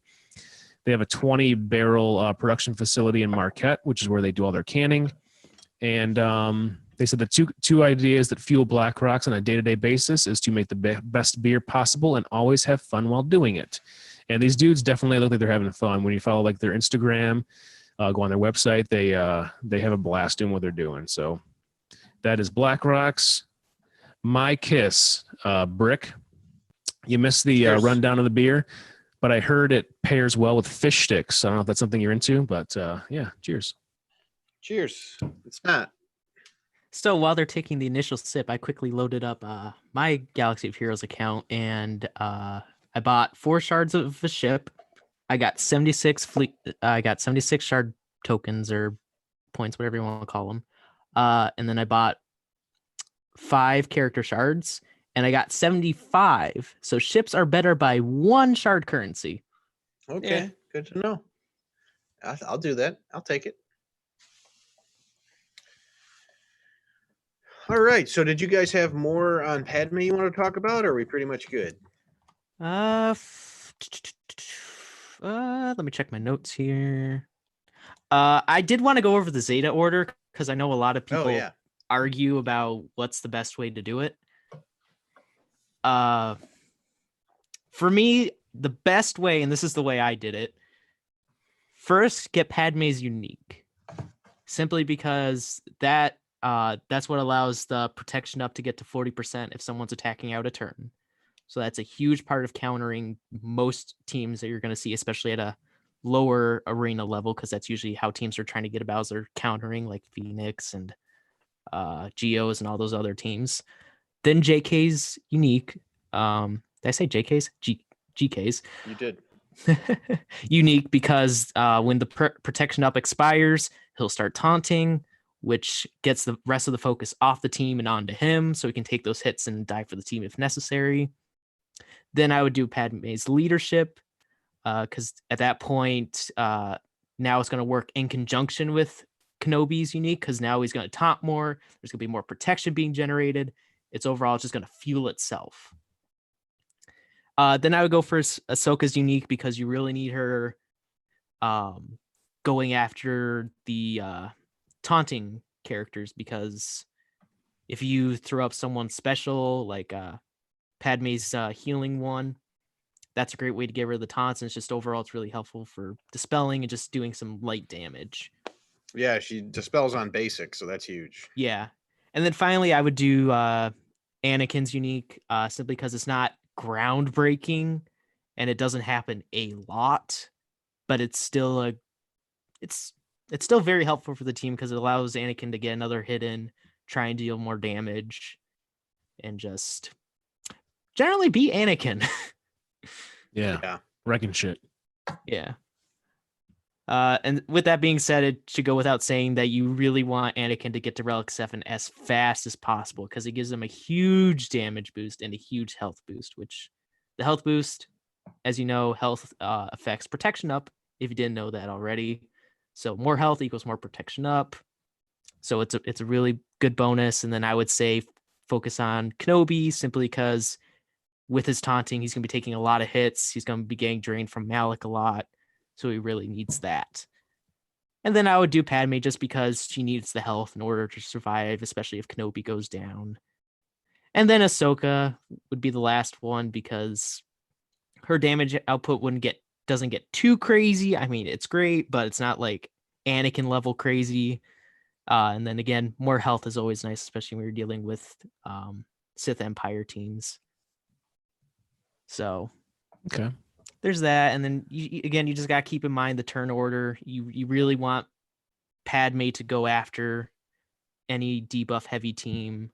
And then my preference is it goes Padme, Ahsoka, because she'll dispel any buffs that may give Anakin trouble because he wants to put buff immunity and healing immunity down. But if they have tenacity up, that's not going to happen.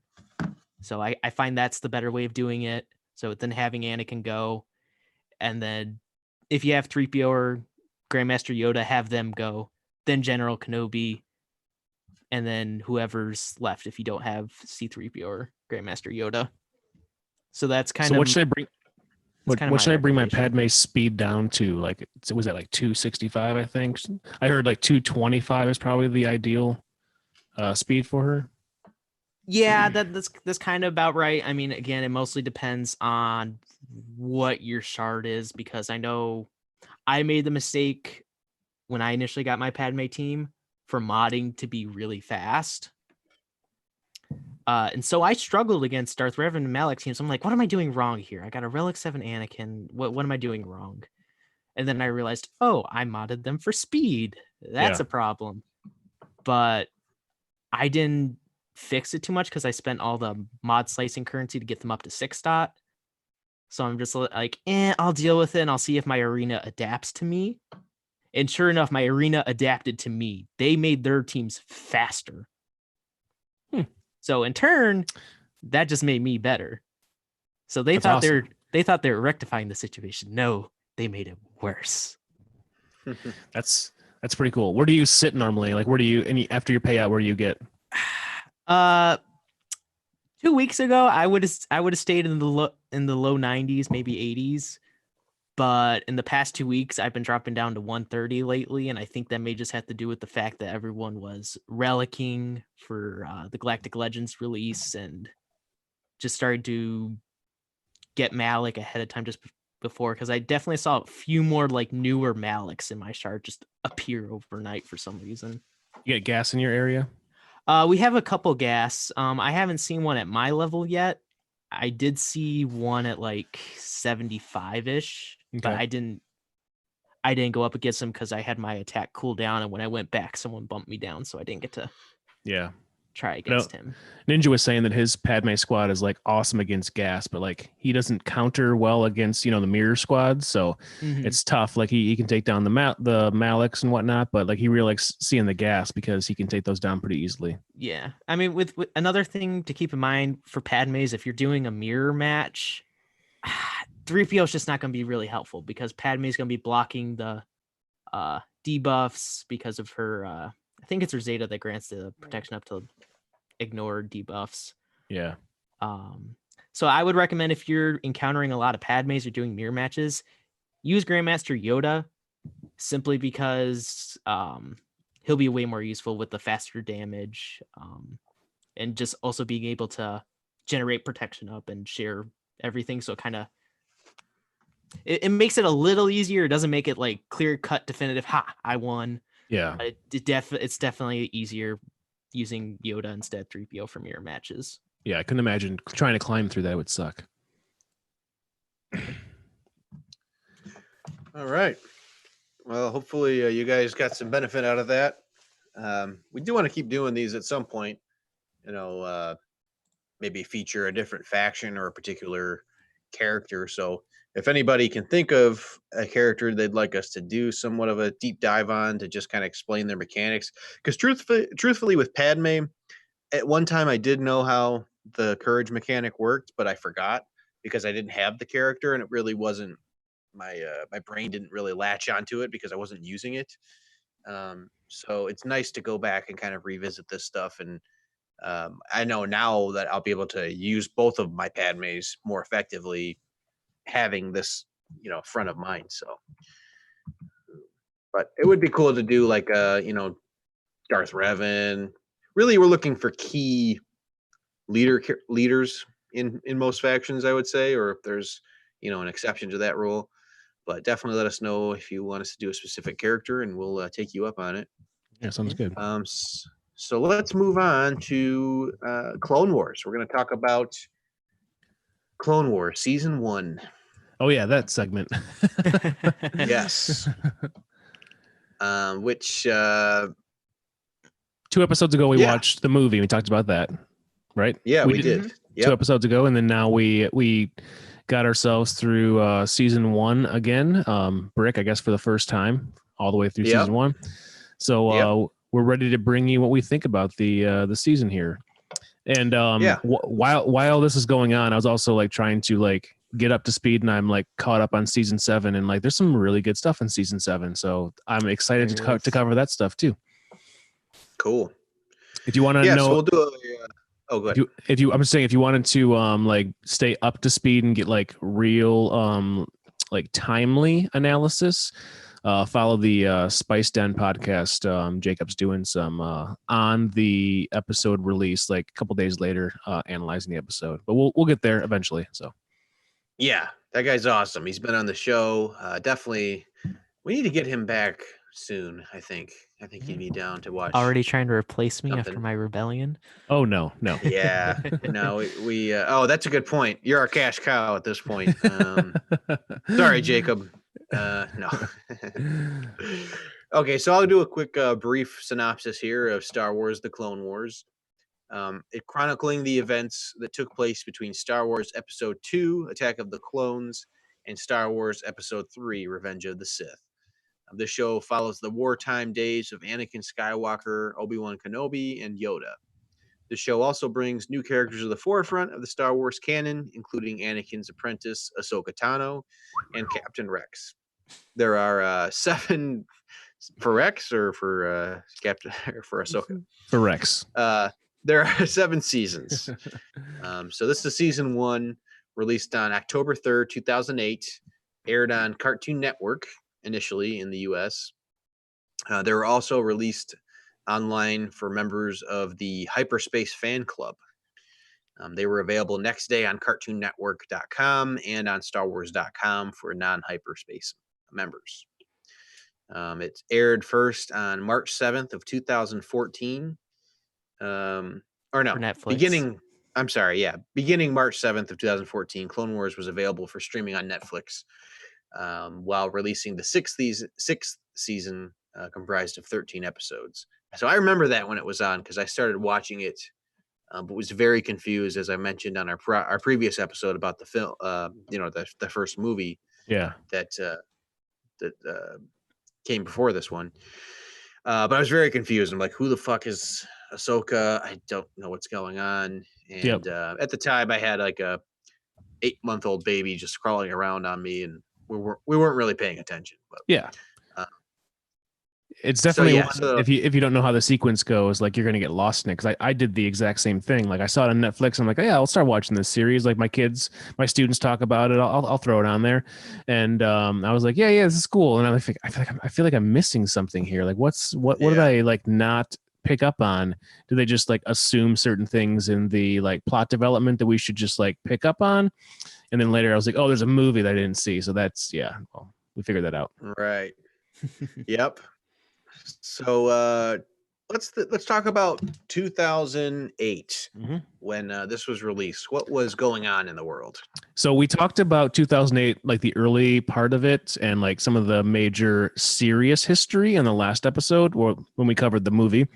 So I'm going to go into some of the like pop culture stuff. Obviously, we did talk about Obama got elected in 2008, so that was a big event. But pop culture-wise, we had that huge writers' strike against Hollywood studios.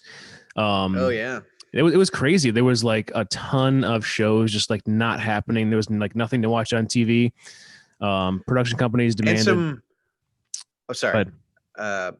And subsequently, really horrible seasons of shows were released. Yeah, totally. Like The Office. Yeah, because they were bringing scabs in to like try to do the writing, and it was bad. So there was a lot. I remember The Office and It's Always Sunny having really bad 2008 seasons. Yep. Personally, I'll have to look up what seasons they were and watch them and see if I can like like notice like the difference in writing now versus like back then, because back then it was like we were all just like very bitter about it because we weren't getting Yeah, any that's shows true. for a That's while. true. So Yeah, maybe our judgment was clouded. But I remember Yeah. 2008 Office being atrocious, but yeah, who knows? There's a couple down seasons. It lasted for 3 months though, and they finally reached an agreement. A lot of it was like with internet content and like revenue percentages. So that was the big I don't know, contract dispute back then. Brick, I know Yeah, you're a because the big writers weren't getting royalties on that kind of stuff. on the Which internet they totally should content. have been. Yeah. Exactly, and that's like a huge thing now. So like if they weren't fighting for it back then, they would have screwed themselves. So small fights that caused some issues, but they figured it out. Brick, I know you're a big Britney Spears fan. She made her Oh, yeah. comeback in 2008, late in 2008. So that's something you can hang your hat Toxic. on. Yep. You know that my love is toxic. Britney bitch. You're welcome. Also in 2008, Jay-Z liked it so bad that he had to put a ring on it. So Beyonce and Jay-Z got married. Dark Knight came out, and that was post Heath Ledger dying. So that was kind of sad turn of events there for that. And then great movie. Our good buddy, friend of the pod, Harrison Ford. Harrison. Yeah. I call him Harry Ford. I call him. I don't know if you guys are that tight with him, but that's what we go by. He does his Indiana Jones combat in the Crystal Skull or whatever that movie was. It was terrible. Which was a piece of shit. Yeah. Terrible. Monkeys in a refrigerator. Yeah, there's been worse movies. So what were you guys doing in 2008? What were your lives like? So 2008 was I was 23, still trying to get my life together. At the time, I had taken a step away from music, went on hiatus with my band. I quit temporarily, but came back later. But just needed to focus on me. I was working a shitty part-time job at a grocery store wrapping meat, making barely minimum wage. It was awful. Larry's Foodland? Larry's Foodland. Yep. Hell yeah, buddy. I worked my way up from earning minimum wage as a cashier to then going over to the meat department, making slightly more than minimum wage. Hey, that's cool. But yeah, it was rough times. I smelled like meat. But so that's where your name comes from, right? Brick stinky meat. Right, exactly. So it was just it was a bad time. I mean, because you work as a meat wrapper, you're working in like 35-degree or less temperatures. You're basically in a giant refrigerator all day because you don't want the meat to spoil. So you're just freezing cold all day and you're wrapping stinky ass meat. It was a shitty existence. But eventually I worked my way out of that. I got a job at O'Reilly Auto Parts, selling auto parts. O'Reilly Auto Parts. Copyrighted. Yow! Yeah, I wasn't. I was just stocking them, which wasn't a bad gig. I worked. I started early and I ended early, which was nice because then I started getting really into like exercise and working out, which is something I had never really done prior. So I lost like a ton of weight in this time. I lost like, I want to say like 50 something pounds. I got down to 206, which is crazy because I'm 6'4", so like definitely very lean at that time.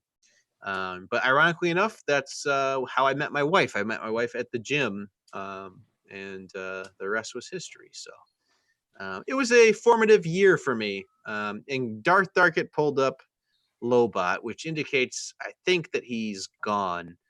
He's urinating right in the middle of my heartfelt story about how I met my wife and lost a bunch of weight to better myself.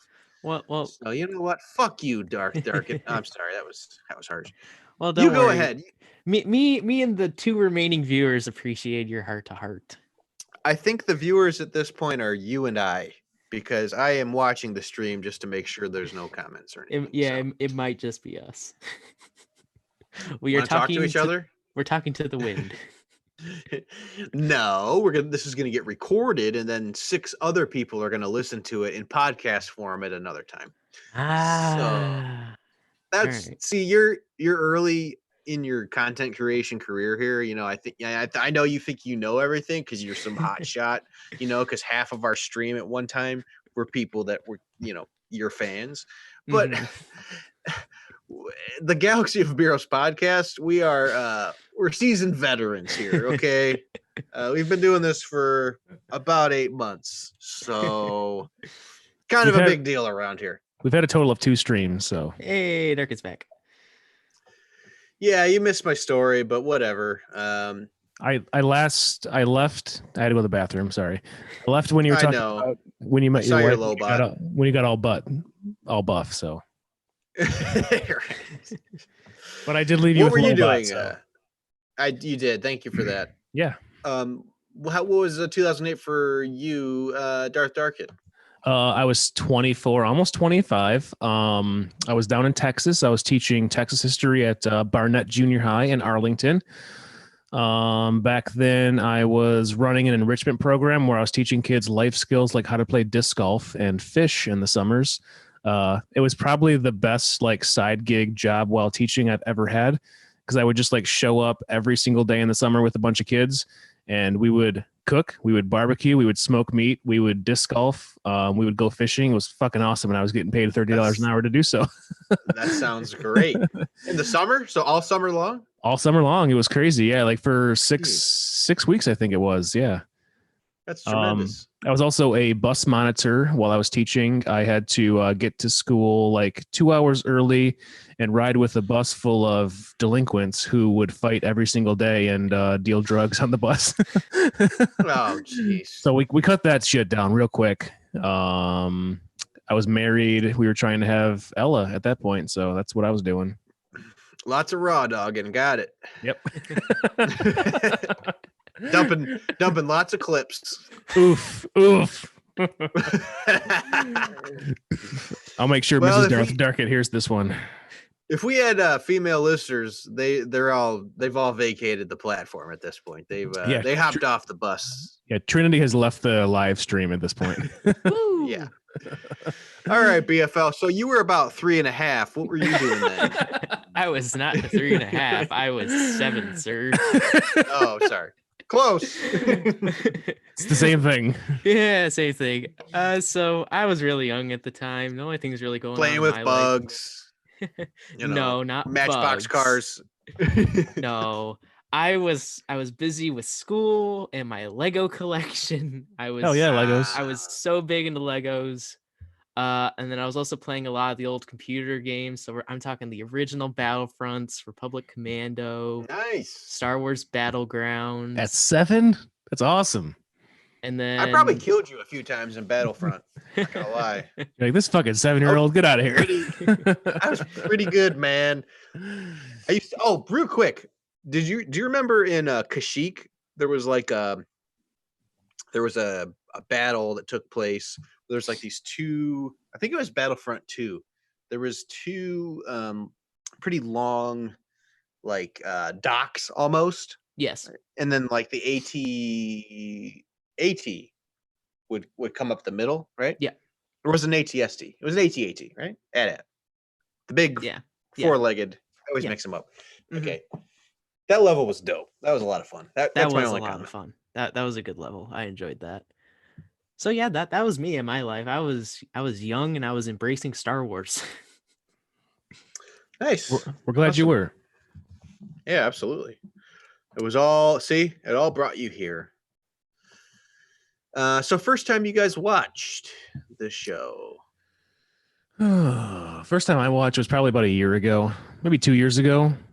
Yeah, 2 years ago at this point, I would say. Like I said, I did it before watching the movie, so I was a little bit confused, but I thought it was good. Just watching a cartoon Star Wars feature for the first time was a little different. But I was like, all these characters are basically ones that I know and that I've seen kind of before, except for Ahsoka, and you haven't met all the clones yet, so. Yeah, see, I already kind of blew my wad earlier. I started watching it when it was on Netflix a few different times, but I just couldn't really focus on it. And at the time, my son was, I think 8 months old or so, and we were just crawling around and playing and stuff. So it wasn't something I could sit down and focus on. Yeah. How about you, BFL? I know you're an OG fan here. Yeah, I'm the OG fan here.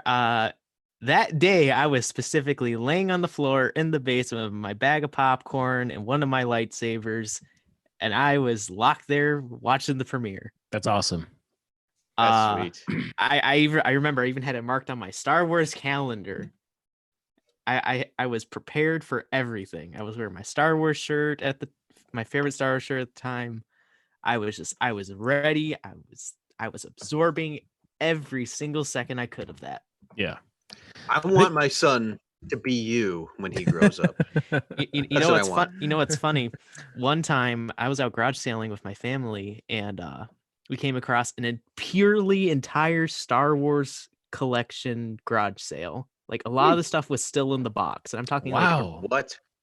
I'm talking like a lot of the stuff was like made back when like Episode 6 was still being made or in theaters. So That's it was crazy. old stuff. So They I'm just had it out for a garage sale. That seems like a bad Yes. market to put that in. It was, and I knew that, so I took advantage of Right. getting as much as I could. Oh yeah. Fuck And those dumb motherfuckers. and the guy recognized that I knew what he had, and he was just like, "Why couldn't you have been my sons?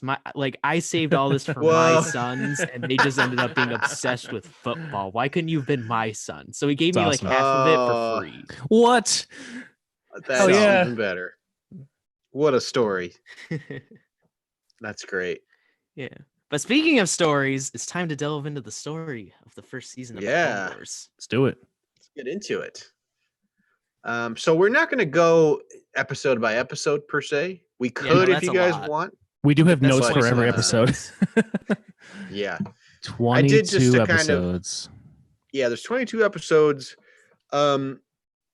I think the first episode would be good to talk about. Kind of starts the season off. Mhm. I found this to be a pretty interesting episode. The synopsis, real quick, is Yoda is ambushed by Count Dooku while on a mission to strike a deal with the King of Toydaria in the premiere episode of this series, following Yoda, Anakin, and the Jedi Knights as they fight in the Clone Wars and travel to many new planets. Real quick. It's pronounced Toydaria. I'm a Toydarian. Jedi mind tricks don't work on me. Only Don't work on me. credits. So yeah, we see ambush with Yoda and 3 clones that were meant to be his bodyguards for the assignment. We see him fight off the droid army against all odds, and it was a good premiere episode. Because it was a quick. It got your attention. Everyone's just Yeah. like, "Here's a tiny green guy with a lightsaber. This is interesting." Was Asajj in the movie? I forget. Yes, Asajj was also in the movie. Okay, so like you do get to see some good drama building up between, with Asajj coming in Yes. into this one. So that showcases her more as like a primary character that's going to be developed along the way too. Yeah. Yeah, it was interesting to have her in there, and then kind of it's setting up the dynamic, who is behind the separatist force and kind of where they're at. I like to see that they were both sort of leveraging their services, the separatists and the Galactic Republic, to the Toydarians as a way to bolster their cause. And it was interesting. It was interesting to see, and I did like probably the thing that stood out the most, or part I enjoyed the most, was when Yoda was talking to the clones candidly in like a Mhm. cave. They Mhm. kind of like took respite in a cave, and I thought It that was was, kind of cool. Like, Riss, Jack, and Thyre, right? yeah, Yeah. 3 of them. yep.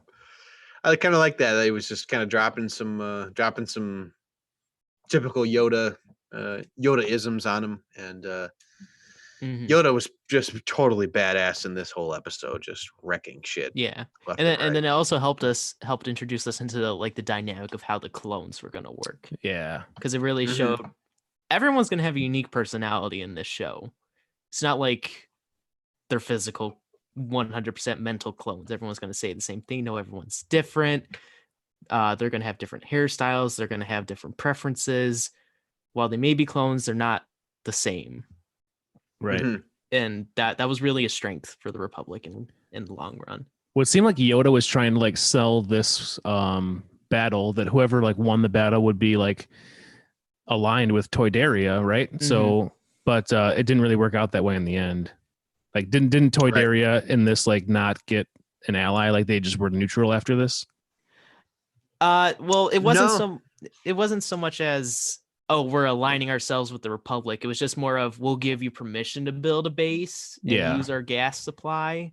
But they weren't really like getting into like the fight together though. They were like, they you weren't can getting be into here. the fight. Yeah. No, that comes in later seasons. Yep. Yeah, they ended up siding with the Galactic Republic because Asajj kind of like reneged on the deal and didn't make it an even fight, because that was the whole premise, is that Yoda would get a fair chance to make it to their rendezvous, and he wasn't given that based on and he flat out saved saved the dude's life. Yeah. When Asajj tried to strike him down, Yeah, because he was just like, king? Jedi is worth more than 100 droids. He's worth 1,000. And Yeah. Duke was like, all right, we'll kill him. Maybe his successor will be useful. You get a good scene too of Exactly. Yoda taking on all the droids like by himself, right? Yeah. I think in this one. Yeah. He goes crazy, man. Even like the droidicas, he just like takes them down. Well, he doesn't take him down. He waits for the clones to fire a rocket, which triggers a landslide and crushes them.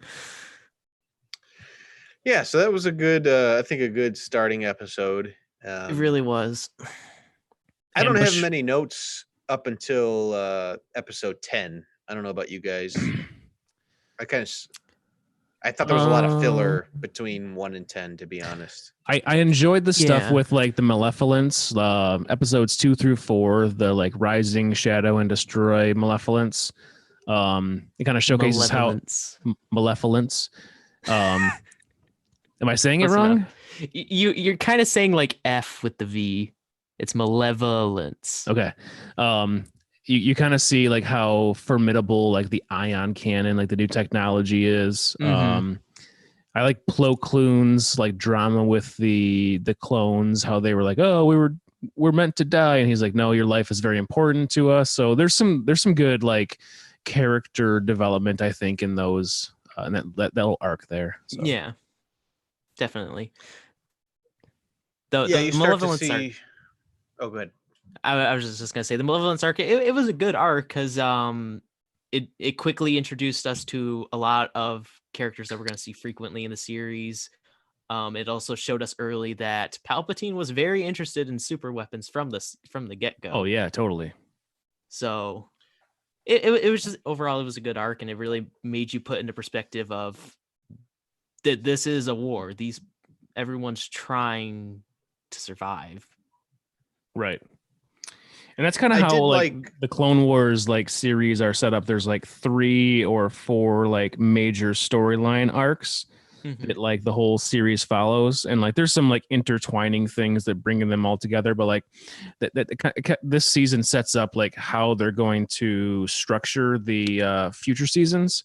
And I think in this one there's like kind of like 4 arcs in this one.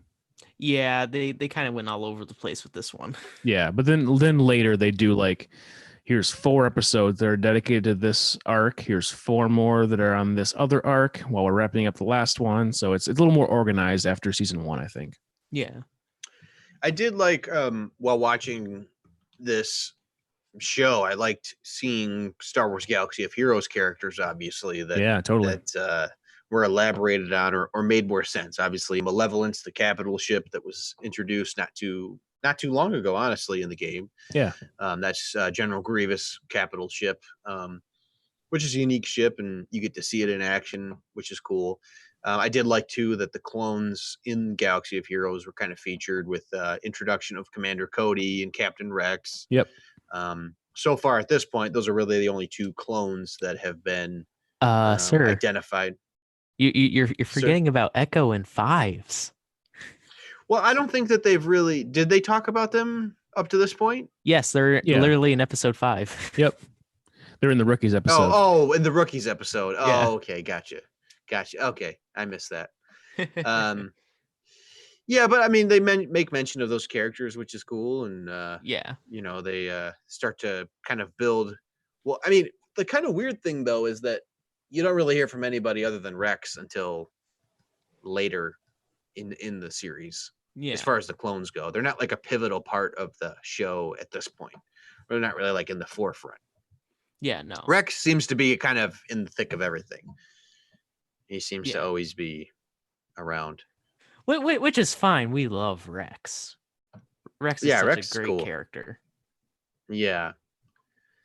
So, notable episodes stuck out to me. I really liked Lair of Grievous, episode 10. Yeah. This is the episode where General Grievous, I'll just read the synopsis real quick. General Grievous must prove himself worthy of the Separatists when Count Dooku leads Kit Fisto and his former Padawan to Grievous Villainous and Enclave. Mhm. I really like this episode because there's a really cool scene. So there's this Jedi Knight Nadar who was Kit Fisto's protege, who's now a Jedi Knight apparently.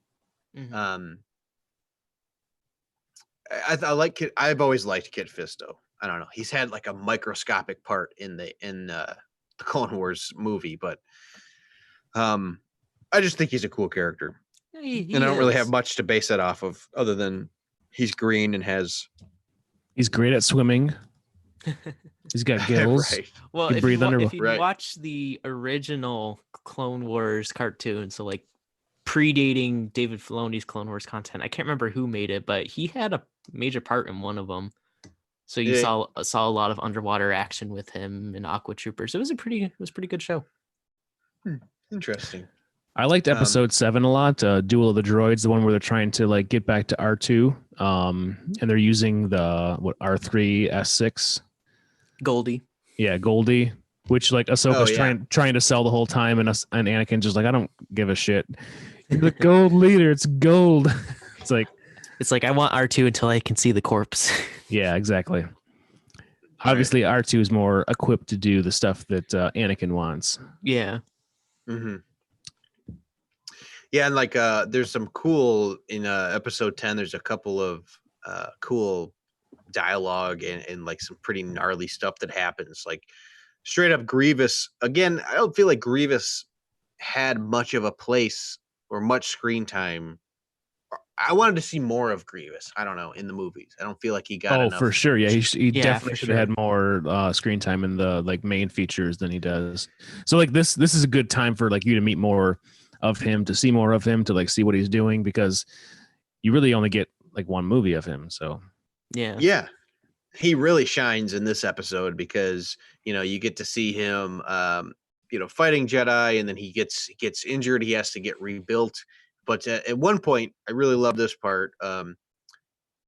Grievous basically isolates Jedi Knight Nadar, Kit Fisto's homie. He just straight up murks him. He just kills him, and it's brutal. And then he looks. There's like a security camera that Kit Fisto is watching on, and Grievous looks directly into the camera, and he says, "I will kill you, Jedi. Kill you all." Yeah. It's just like a super menacing, scary scene. Yep. Then he takes his lightsaber. He takes Nadar's lightsaber and adds it to his collection at that point. But later, Kit Fisto gets it back. But they have a great fight too, Kit Fisto and Grievous at that point. They have a pretty cool fight scene. Yeah, especially because we get to see the Magna Guards in action a little bit more. Because at this point, we'd only seen them in Downfall of the Droids and Duel of the Droids, and even then, Anakin just swiped them and they were dead, and it's just like that wasn't entertaining. So here we actually get to see Magna Guards actually being a threat.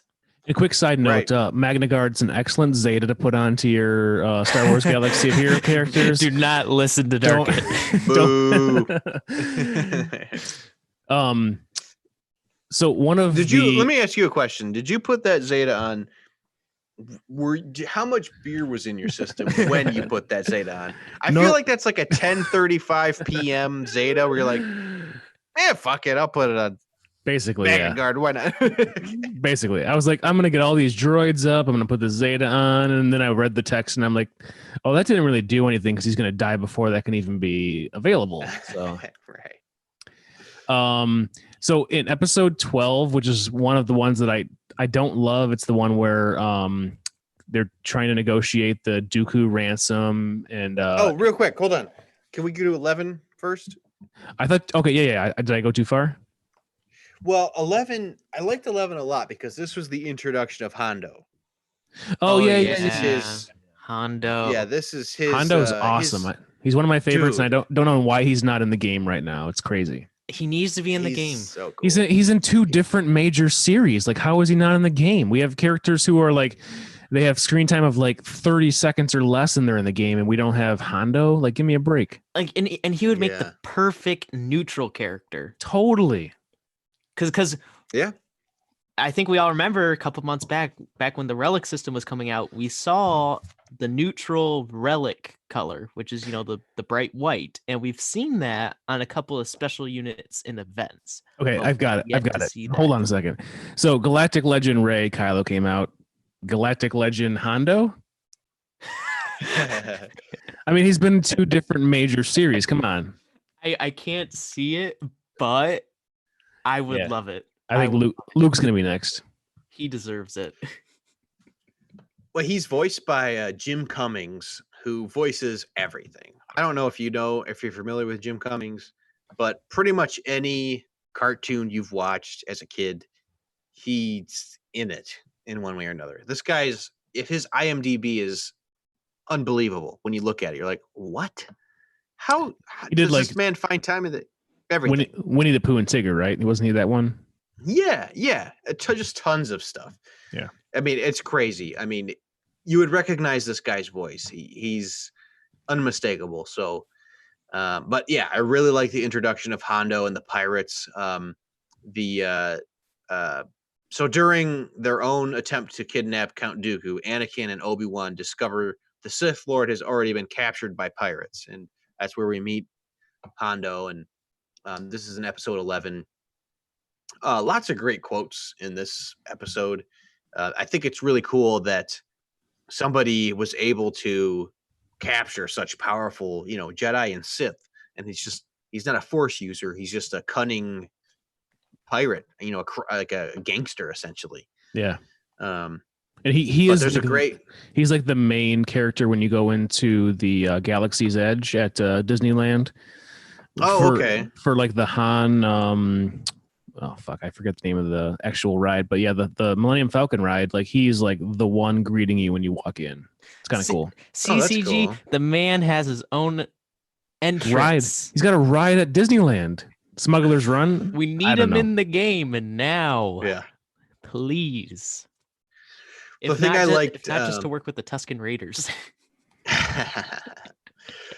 The thing I liked, there was a really good quotable lines, like towards the end of the episode, Anakin and Kenobi are having a drink with the pirates. Yeah. They're accosted by Hondo to have a drink. He says, "Now, can I persuade you to join us for a drink? It's a tradition in the name of friendship." And then Obi-Wan replies, "All right, but nothing too strong. He's flying," referring to Anakin. Yeah. Who already has a habit of crashing ships. Right. Yeah, this whatever they drank, they even used their Force powers to like swap drinks with pirates next to them so that they weren't poisoned. Right. Yeah, right. they were drunk enough that they didn't just notice the hand leave their cup. Right. They're just like, oh, this is normal. Yeah, this is totally fine. But they ended up getting inoculated and being taken prisoner along with Dooku, which goes into episode 12, which was a really cool episode. I like that one too. You had something to say about episode 12, Darkin? Yeah, I just thought like episode 12, even though like title wise and like there's an arc with like Jar Jar kind of in it, I think there's like a lot of cool stuff in it. Yeah. One of my favorite quotes actually from the entire season comes out of this one. Dooku says, "I would kill you both right now if I didn't have to drag your bodies." Just like that's such a Dooku thing to say. And like it's cool like to see those characters work together even though they're on different sides. Like they work together to get out of the situation, and it's kind of cool. That's exactly what that's what I noted, is it was cool to see Anakin, Kenobi, and Dooku forced to work together, Yeah. For a common goal, like you said. Yep. And one thing let's stay aware of. Palpatine purposefully picked Jar Jar. Yeah. And we all know why. He knows. In the hopes that Jar Jar screws something up and Dooku can get away. Yep. Totally. Right. I'm going to grab a utility drink here. I'll be right back. What any standout episodes? The next one that I would jump to would be like the Blue Shadow Virus, episode 17, because it relates to what we're dealing with right now, I guess, kinda. Kinda. Was there a ton in like 13 through 15? Not really. I mean, you get the like the Ayla Sakura arc a little bit. Yeah. But it's not huge. It's not huge. You kind of see Ahsoka mature a little bit because she kind of just realizes like Anakin's not always gonna be there, so she kind of needs to start figuring out for herself. And then the next episode after that, they work on combating a new separatist super weapon, which literally annihilates anything organic. Yep. And like, which one was that? I definitely remember that episode. Defenders 13? of Peace. 14. Okay, Defenders of Peace. Yeah. Yeah, that's when they introduced the weapon because episode 13 is just they crash. Episode 14 is hello, big guns. Yep. That is definitely a cool one. Yeah. Episode 16 is pretty cool too. That's the one where they find the traitor in the clones, I guess, right? Yeah. You kind of skipped over 15 a little bit, which I find kind of interesting because go back. 15 is Trespass, which is when Anakin, Obi-Wan go to a desolate ice moon in the system of like I think it's Pandora or something like that. Because they lost communication with one of their bases. And the people who live on the actual planet this moon orbits. Yeah. Are like, well, we're here to make sure everything's okay, and because this is our territory and everything. Yep. And the Jedi are like, okay, whatever. Then they find out that there was a separatist base there as well. But the droids were also all dead and missing. So then they realize there's a group of native people that have been living on this moon that the people literally on the next planet over, the planet this moon orbits, didn't know were there. So this small civil war kind of breaks out, and it really makes you think what's the right thing to do here, because on the one hand it's like, yeah, you claim the territory first, but there's people living here. Yeah. So it's not like a major episode, but for like a younger viewing audience, it really puts into perspective of like war's not just all fun and games. So the guy that does Chairman Chow in Trespass, yes, Brian George, he also voices King Katunka in Ambush, cool. And then he voices Kiad Mundi also. Yeah. So yeah, I like this episode. The snow people ride their mounts are Nargalax. That's what they're called. I remember them because in the MMO I used to play, Star Wars Galaxies, there was a Nargalac cave on Naboo. It was a really good farming spot that I used to frequent, and it was just filled with Nargalax. And I didn't realize, I never really pictured them in a snow setting because Naboo is obviously a lush, green environment, watery kind of planet. Yeah. But apparently the Nargalac is a resilient creature and can be in the snow as well. Yeah. But they're kind of cool. They're like this gnarly looking, like a lion, but like has fins, almost like gills. It's like a lion with a dragon, kinda, is almost how I would describe it. Okay, but also kind of tentacle-y, almost like an octopus. They kind of have like a weird face. Yeah, because that like, I don't know what you'd call it. Yeah, I mean they were in a very interesting creature nonetheless. It's a shame we didn't really get to see more interesting creatures like that during the duration of the show. I mean, we see some here and there, but you never visit them again, really. Jumping forward, did you guys have anything? I was gonna go to episode 20. Did you have anything prior to that? Just thought the hidden enemy is pretty cool. Yeah, hidden enemies pretty good. And then Blue Shadow Virus is like a 2-episode little arc, I guess. And that's coronavirus related, I would say. Yeah. Oh yeah. Yeah, I agree. A little But close to home. There's nothing really substantial about those two, I would say. You could skip over them. Yeah. I did have one thing to mention. One of my favorite quotes from this first season comes from the Trader episode where small spoiler if you haven't watched it already, Slick, when he's kind of caught in the act, Oh yeah. he says, yes, she offered me money in reference to Ventress, but she offered me something more important, something you wouldn't understand. Freedom. I'm just like, okay. Okay.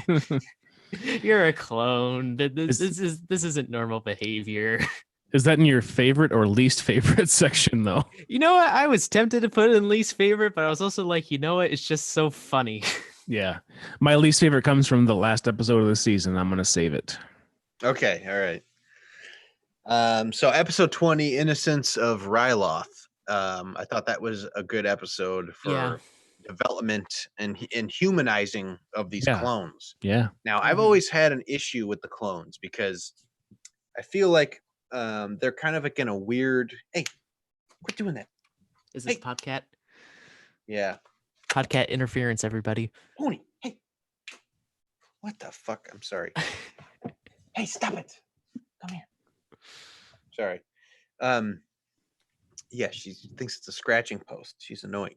Anyway, I like the episode because I've always had an issue with the clones. It's like the clones, I don't really have that connection with them like I do other characters. Like they're kind of weird because they're sterile to me. You know, they're essentially test tube babies that are raised at an accelerated rate. Mm-hmm. They like go from age 1 to 9 in like a few months or something crazy. Yep. I don't know. I just don't. The clones to me, I just don't care. I've just never cared about them. And then you get some good. You get some good clones and humanize them more. You get some good clones in this episode. With Cody, was it Waxer? Waxer and Boyle. Pons is in this one too, though, isn't he? Pons is in the next one. Okay.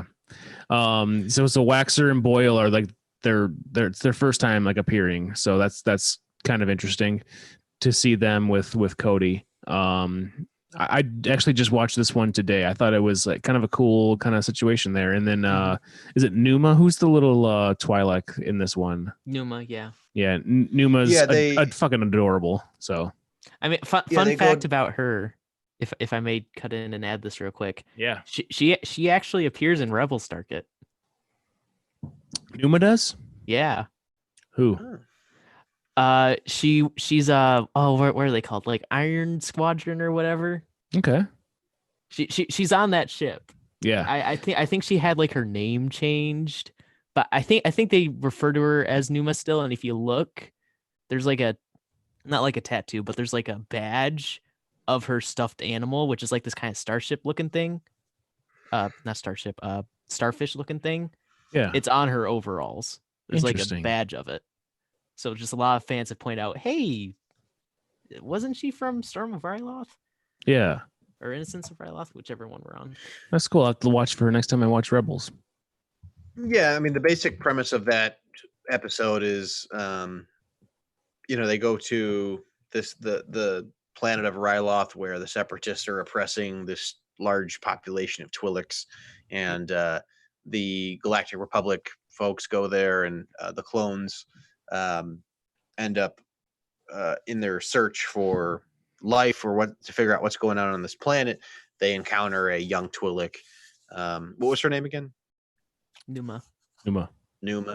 Yeah, they you can kind of see where they are more than just test tube babies, as I've referred to them, because they do seem very, up to this point, even with all of season 1 that's going on, I still didn't really have any sort of feelings towards the clones. Like Yeah, they're just 'cause disposable at this point. Yeah, The the whole clones season really is- only had 2 episodes. The whole season is kind of all over the place. Like they're building up characters here and there, and like there's like these arcs happening all over the place. But like there's definitely not cohesion that you get in like the later seasons of this series. Yeah, they were kind of finding their place. It was growing pains. Totally, yeah. Well, that's encouraging because they definitely jumped all over the place, and even those summaries they would do to let you know what's going, or like a preview of the episode almost. Not even a preview. They're just like, hey, a bunch of shit happened, a bunch of crazy stuff happened, and now Anakin is doing this and that. It's like, okay, Right. What? Yeah. We went from point A to point C. There's no B. What happened? How did this happen? So yeah. Yeah. But yeah, I thought Don't that worry, was you get attached to the clones more as you progress through the seasons. Yeah, totally. I would assume so. As big of a part they are in Star Wars Galaxy of Heroes, and from people I know, such as you, Battle Frontline, and the Schnapps, a lot of them really enjoy the clones, and I'm looking forward to finding out why. To me, I don't find a big different distinction between them and droids at this point. It's like, yeah, they're like foolhardy, like, yeah, we like fighting. Let's blow some shit up. It's like that's kind of where it ends at this point. Now you start getting attached to them. Yeah, that's good. So next episode, I liked Liberty of Ryloth. Mace Windu is featured in this episode quite a bit, which I like seeing him in action. Again, like we talked about Grievous earlier, it's nice to see Mace Windu in action. He doesn't do anything basically in the live action films. Very minimal stuff, like nothing. They always refer to his power. Is this the one with the bridge? Yes. Yeah. Oh, he's so fucking awesome with the bridge when he just like he jumps on that speeder and just like throws the battle droid away, and then like grabs the clones that are falling down the ravine and just picks them up. He's just fucking awesome in this episode. Yeah. He starts it off by using his force push to like move this giant mechanical walker thing off of a bridge. Yeah. Dude, he just pushes it. He's just like, hold on, guys. Let me push this over real quick to clear the path, which is crazy. Like, okay, yeah, he's super strong with the force. And then, like you said, Dark. How do they not incorporate this kind of power into Star Wars Galaxy of Heroes? Like Mace Windu is so underpowered in this game. Like, give him what he needs. Like he can like turn the tide of a battle like by himself. Like it's because they're worried about his Shatterpoint ability because it's so overpowered in the Star Wars universe. Kit rework. Don't know what to do with it. Let's do it. I use him in my my Padme squad on Brick Hard Node. Oh, do you? Him. Nice. Yeah. His gearing is super easy. I think he's gear 10 or 11. Oh, he's easy. really easy. I have him. He's not bad. I have him at gear 10 or 11 on my main account, and that was only because of back when I was using him back when I was like still level 45. I just had him at that high of gear. Well, he's got the capital ship, which I plan on using until I get Negotiator, and works. That's on what I used to Padme. rock back in the day, even before the Geo meta. Get that endurance fleet, baby. Yeah. So yeah, I thought that was cool. And then, like Dark had said, watching him use his force throw, he grabs those 2 clones, throws them over this large expanse safely to the other side, and then he just starts leaping around, demolishing droids. I think he just flat out, like, I don't even know what he does to these droidicas, but he's just like, he just holds his hand up and they just split in half or something. Yeah. I don't know. Yeah. Crazy. Shatterpoint at work. Super powerful. And then that brings us to the last episode, Hostage Crisis. And I would say episode 21 is probably like the height of action. Like episode 22 just kind of like goes down. There's not a whole lot going on there. Well, yeah, 21's definitely like peak of the war in this season. Episode 22 doesn't focus on the action so much, but it does introduce us to arguably one of the best characters to ever come out of the Clone Wars series. Who? Cad Bane. Cad Bane. Oh, Cad Bane. I thought you were going to say Zero the Hutt. I was like, no. No, Cad Bane is fucking awesome. I'm with you on Cad Bane. He's so cool. Dude, he's so sweet. Cowboy Bane. And Aura. Oh, and yeah, Aura. Aura Singh. Yeah. Aura's there for a little bit, yep. Yep. He's in her, or she's in her, she's in his like gang of bounty hunters, but yep. Yeah, I liked seeing Cad Bane. I didn't realize he is a Duros race. Yep. Apparently. Yep. He is. He kind of looked like I don't know what race the Newt Gunray is, but he kind of looks similar, like similar mouth, design. They're oh, I used to forget. know I it. should know it off the. You can tell by the Yeah. accent that he's not the same race as Newt Gunray. He doesn't have Yeah, that yeah, right. stereotypical Asian accent. What's his Right. name?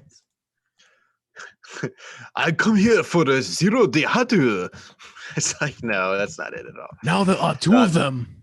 Yeah, that was pretty good. I am a bounty hunter. Now, this episode is the one where, of course, Padme is held hostage and like Anakin gives the lightsaber. Yeah. Yeah. Which was dumb. That was a dumb plot device. That Why was- the fuck did she give him the saber? It didn't make So sense. stupid. Exactly. I mean, especially because it's kind of like, okay, what's she supposed to do with this? She's a center. If anyone sees her with that, it's gonna be suspicious level 100. Right. And then like Anakin just like peeking up from above on like a different level, and then Cad Bane sees him and he's like, Skywalker, kill him. It's like he's completely defenseless. He has no lightsaber now. It was just a bad like writing, I think, on that one. Yeah. Yeah. We also get my least favorite quote of the entire season from episode 22. Oh. Yeah. What's that? Target? From Crime Lord Zero the Hutt says, "Oh, it's bright out here. Why couldn't they do this at night when it's cooler?" The fuck? Why? Yeah. Who cares? Nobody gives a shit. You're Zero's being voice is- rescued. Zero's Well- voice is so stupid too. Like, it's just like, why does he sound like that? Why did they think that was his voice? I don't know. Just the amount of Hutts that are in this Clone Wars early on. I'm just like, we don't need any more. We're good. Yeah. We don't need Full on Hutts. I barely could stand Stinky the Hutt. Now we got Zero the Hutt. I'm good. Yeah. I mean, that was part of the point, I guess, when designing the Hutts, is they're not exactly supposed to be appealing characters. Yeah, I guess. They're meant to disgust you. They're meant to make you go, you.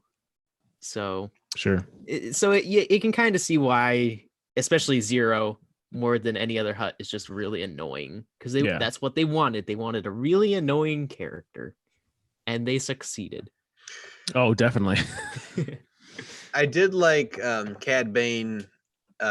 He straight up just breaks a dude's neck, like in the first few seconds. Yeah. He Yeah, just- he's brutal. Like, so brutal. And then he straight up blasts a senator away, like, who just spoke out of turn for a second. He's just like, "Oh, you're dead." I can't like follow any kind of protocol. There's got to be like a constitution that says like you can't kill senators. If you're a Right. bounty hunter, they're off limits.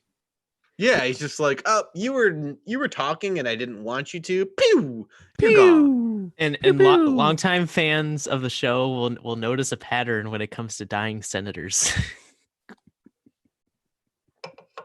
You have to enlighten us because I would say I'm not a longtime fan. I'm not woke enough. It's always the Rhodians. It's always the Rhodian That is senators. true. They're Now that you mention always it, dying. The Rhodians are like definitely dying quick. Yeah, I thought episode 22 was definitely a weird last episode for this whole season. Yeah. Just like Not a fan. we built all of these stories and then we're just going to do this thing here and, take it or leave it. We're going to introduce a sweet bounty hunter. Kind of a cliffhanger because you do want to know what's not really, though, because all he did was rescue Zero the Hutt or whatever the fuck his stupid name is. Yeah. I mean, it's not like, oh man, I wonder what Cad Bane is going to come back. I mean, maybe, but like it's not going to be integral to the story. He basically was like a prison break episode, it didn't, but it was for a Hutt who's not a key character in this at all. So, Right.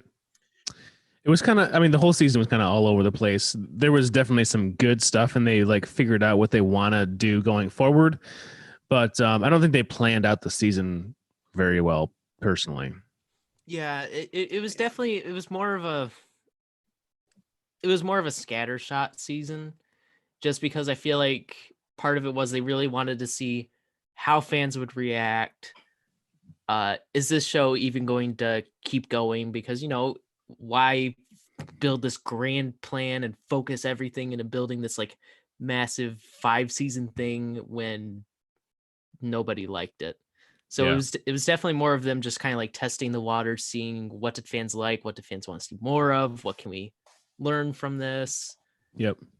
And they took some of the feedback of like what characters people liked, and I think they used that going forward, because like the next seasons 2 and 3 were really strong. I don't think we had some like really down stuff until like season 4 maybe. So I think they did like actually listen to the fan base and like what they hope to see in future episodes. But I mean, it was a good first trial run of like a show that would run for 22 minutes and like try to accomplish something. yeah. Yeah, I mean, especially just because, I mean, again, you gotta keep in mind the target audience was the younger audience, so people like me. Oh, for sure. Yeah. And we enjoyed every minute of that. Let me tell you. Totally. Yeah. So, yeah. Still a great show. I mean, yeah, this season wasn't like as focused as later seasons, but still a good season. Yeah. So one of the things that I liked about this season that was like, I don't know, a new thing for me was the quotes at the beginning of the episodes. Oh, I love those. There's so many deep like ideas and like morals and like, I don't know, like there's good stuff there. So like one of the ones that I love and that I really want to have in my classroom and like in my house was season 1, episode 7, I think it was, Duel of the Droids. I could be wrong on the episode, but the quote is, "You hold on to friends by keeping your heart a little softer than your head." And like, I think that's like a really good thing for like young people to see. So it definitely, like you were saying, appeals to like a younger audience. Yeah. I mean, one thing I know is just because I know one of my favorite parts of watching episodes, like even if they weren't like a good episode, I love the quotes at the beginning, especially because, like you said, they're deep, they're emotional, and again, the opening music for each episode is amazing. So it really fit the tone with those powerful quotes. So I'm working on, or at least I want to work on, I haven't actually committed it to documenting it, but I tried like finding like a list of all the quotes they used. I can't find a list anywhere online. I've got it right here. Oh, of like every single quote. Yep, I got the whole thing. Yep. Oh, you're gonna have to share me on that. We're good to go. But I think I want to like make them. We got a Cricut vinyl cutter at work. Make them all into like little like decals and stickers. Like, easy is the path to wisdom for those not blinded by ego. Mm-hmm. You know, most powerful is he who chooses, is he who controls his own power. Like things like that, like are like really good like quotes that came from this series. Yeah, there's really, really good morals. I mean, like things that like little kids can like look up to and like aspire to. I mean, that's definitely what I did as a little kid. I remember reading each one, and I kind of like tried to hold that lesson true for the week or whatever, just because I felt like it was all of it was true. All of it was just good advice. All of it, all around. I tried to embrace it, and I feel like that made me a better person. Yeah. I wonder, like, I feel like quotes like that definitely are impactful, more impactful on a younger person. Like I remember as a kid, the movie Gladiator, there's a quote, what you do in life echoes, or what we do in life echoes in eternity. Yeah. Great quote. Which is deep, really deep. Yeah. But like Marcus Aurelius, who's also in Gladiator, has wrote a bunch of like meditations, which is just basically filled. It's a little book, almost a pamphlet that I have of just a bunch of profound quotes. But yeah, I always liked when they started the episodes off with quotes. I thought that was a cool touch, but I don't know how, like, very ambitious. I don't know. When I think about this season and this show in general, very ambitious. I don't know how you would come up with totally too much all of this content. I mean, there was definitely filler episodes in this season and stuff we didn't need to see, and I'm glad we didn't harp on all the Jar Jar stuff because that was horrible. But we're ignoring all of it. I'm glad we did. That was great. But there was, like, definitely it would be hard. It would be very difficult to make a great first season, hit the ground running. But it's just a lot of stuff. Totally. You have to write. you have to make a show, you have to make a plot, then you're going to have these profound quotes in the beginning of it that somehow tie into the episode in one way or another. Yeah. Like, who's just coming up with haikus left and right? Hey, you're the haiku guy. All right. So, we're going to need you for this episode. I don't know. It's a lot. On our I don't know how YouTube, they did it, but it was great. on our YouTube stream, I shared the link to like all of the quotes from the beginning of the episodes. So if you're interested in nice. knowing those morals, they're there. I'm taking them. Yeah. Completely unrelated. I look very drunk. As I'm looking at myself, I look extremely drunk. My eyes are like barely open. I don't know. Apparently, this is what I look like when I have 3 beers in me. You sound very coherent though, so it's fine. Do I? Do I though? You do. Okay, good. Any best kills?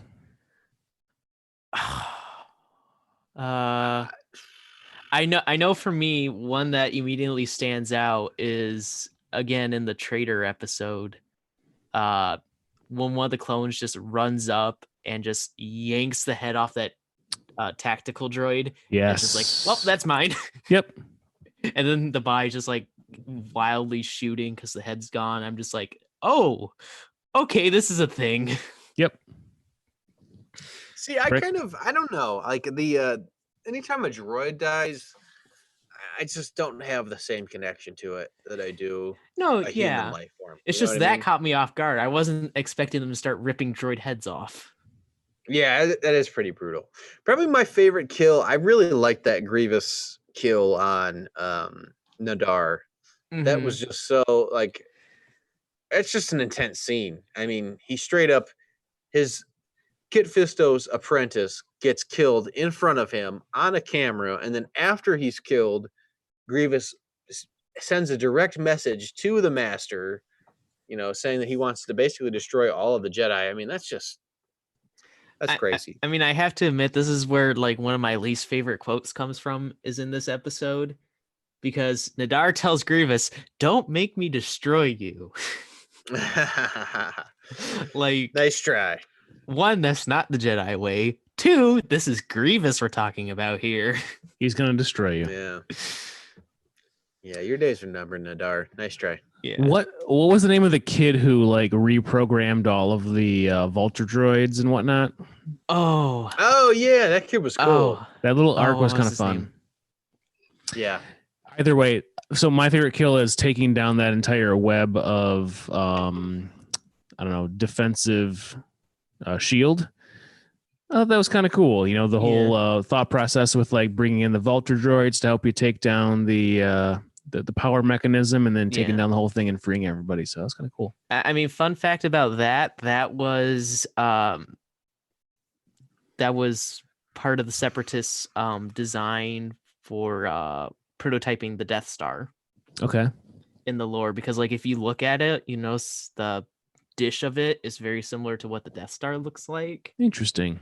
And Nice. how like the lasers fire off from it. Yeah. And a lot of fans kind of made that connection. I don't think it was like Dave Filoni ever came out and said, yeah, that's the prototype. But like a lot of fans kind of put 2 and 2 together, because I think someone mentions offhandedly the Separatists were working on super weapons on the planet when they decided to abandon it. And so a lot of people just kind of started speculating that was one of the prototypes for the Death Star's main firing dish. Sweet. Pretty cool. All right. We good with Clone Wars Season 1? Yep. Yeah. All right. I'm going to hit some events for Star Wars Galaxy of Heroes before we wrap up here. So we're going to do our ratings, right? We should do our ratings. Yeah. The rating for the season, I would give this season a out of 7 stars. I would give this a 4-star rating. That's what I was thinking too. Yeah. For the sake of nostalgia, I have to give it a 5-star just because I have a lot of emotional attachment with these episodes.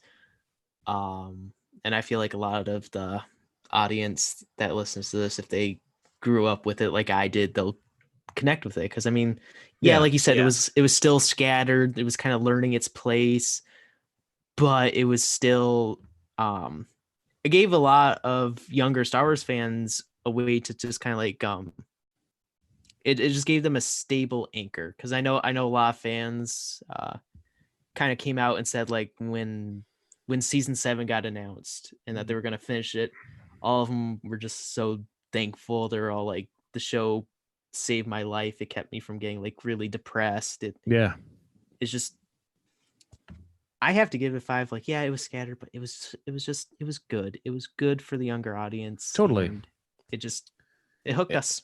Yeah, no, and you get to know characters that like develop super well in like later seasons. So I get that. Yeah, especially because we have a different perspective here because we've seen it just recently and we weren't kids when we watched it. So totally. Yeah, I mean, especially because, like you said, we got to see the characters grow and develop, and no one grows and develops more than Ahsoka. Oh, totally. Yeah. I mean, seeing her. Yeah, we didn't talk about her much. Yeah. Yeah, I mean, she didn't have like a big part to play in this first season. I guess she kind of did, but we really see her and the actor go from I'm a Jedi to a really, really mature figure, especially leading like forces. Yeah.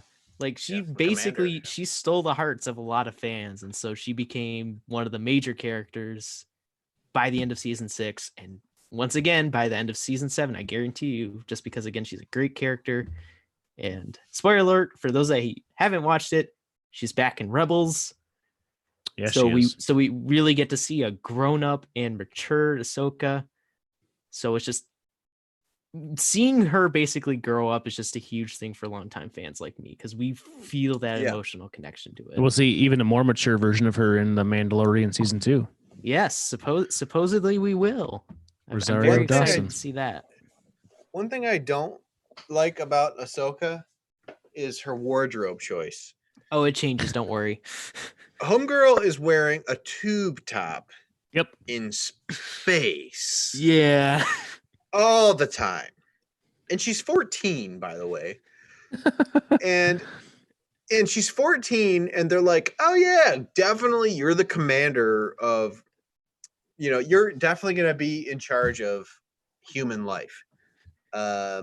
You clearly should be the one making key decisions in a war. For sure. Hold on. That's I can suspend my disbelief so far, but that was an incredibly 12 years old. Right. And an incredibly impractical wardrobe choice. Same thing with Asajj. When you look at the men contrast to the women in this show have absolutely ludicrous uniforms or costumes. The men have like practical armor, like, it's made by men, so that's why they're like that. Yeah, it's stupid. They should have had like Asajj is wearing nothing. She's wearing a skin suit, essentially. Yeah. She has no armor. She's just running around in a skin suit everywhere with her. You can see everything. It's very sexualized, and I don't like it. To be honest. It's like not in a good way. No, it's like, I'm not trying to get turned on while watching Star Wars, Dave Filoni. Maybe just ease it with the sex appeal here a little bit. All right, Night Sisters, FMK. We got Night Sister Spear, we got Zombie. Nope, not going to do it. FMK is my favorite segment we've ever done. Only good things came out of it when we did it before. We're 2 hours and 40 minutes into this episode. We shouldn't do FMK at this point. No, we'll save that. We'll save FMK. I mean, Brick, remember from the Traders episode where she steps out of the shadows in her robe and then just like drops them in a very... I almost knocked over my water bottle there. Brick loved that one. and then Kenobi's just like looking at her like, Yeah, right. Okay. It's just why I hate that is a thing in media, like, or I guess I don't know. Just there is just this stupid, like, it's just archaic, the men, like, the equivalent would be like Anakin is just shirtless the entire season. He's just shirtless and he's ripped and he's just yoked. You see his back muscles and his chest muscles and his abs all the time in every episode. It's just stupid. It doesn't make any sense. Like, from a practical standpoint, better. That's good. I know gets that just better. bothered me. Like Anakin, or Ahsoka's literally wearing a tube top the entire time, and she's 14. It's just like, give her a fucking cloak or something, like or Yeah. anything. I don't know, just or something for a practical standpoint of being a combatant. In space, you're just wearing a tube top. That's all you have. You're in space. You're in the middle of space. That's all you're wearing. Putting Yeah. clothes on, it's not her forte. Give her a break. I mean, Maybe she just runs hot. Twi'leks run hot. She might. I mean, I know when I was 7 years old and I was watching that, I didn't think twice about it. I was more concerned with what the clones are doing in the background, to be honest. Right. Yeah, exactly. Yeah, you're not. Yeah, I guess I'm a little more. It's a little more on my radar at this age, but Yeah, no, it's more on my radar as well, because I briefly rewatched parts of season 1 before jumping on the podcast today. I was like, did this was aired on Cartoon Network? Okay, Right. Ahsoka's a yeah. Togruta. It gets better. It gets better through the Oh, seasons. I thought she was a Twi'lek. My bad. No, she's a Togruta. Yeah, very similar races. They're commonly confused. Okay. Who is that Togruta? Anyone else? Shakti is a Togruta too. Yeah. I'm not- and Ayla. I'm not sure of any other major ones. Togrutas. What do you think? It looks like Ayla. No, Ayla's a Twi'lek. Ayla's a Yeah, Twi'lek. Oh, Twi'lek. that was Twi'lek. also searched. I see. So because it was also searched for. I see. Yeah. Interesting. Yeah, I think Ahsoka and Shakti are the most recognizable, if not only Jedi Turks we've seen. It's all made up bullshit anyway. Twi'lek, Tagura, whatever. But we enjoy it. We do. We sure do. Can I read events? There's an now? important difference. Yeah, go ahead with your fucking events. All right, events. So Woo! today is the 20th or 30th, 31st. I don't know, one of those times. We just you were passed close. we passed the midnight time on our recording, so it's kind of all up in the air right now. But on Wednesday, when this episode releases, our Ghosts of Dathomir is one of the events. Territory battles have launched. So if you're doing Geo, Separatist Might. If you're doing Hoth, Imperial Retaliation. On the 2nd, we got Secrets and Shadows. The 3rd, Training Droid Smuggling. We have Jakku Omega on the 4th, Executrix on the 5th, and Grand Arena Week 1 on the 7th. I better make sure Oh, I nice. We make get sure a it's nice- geared up that by then.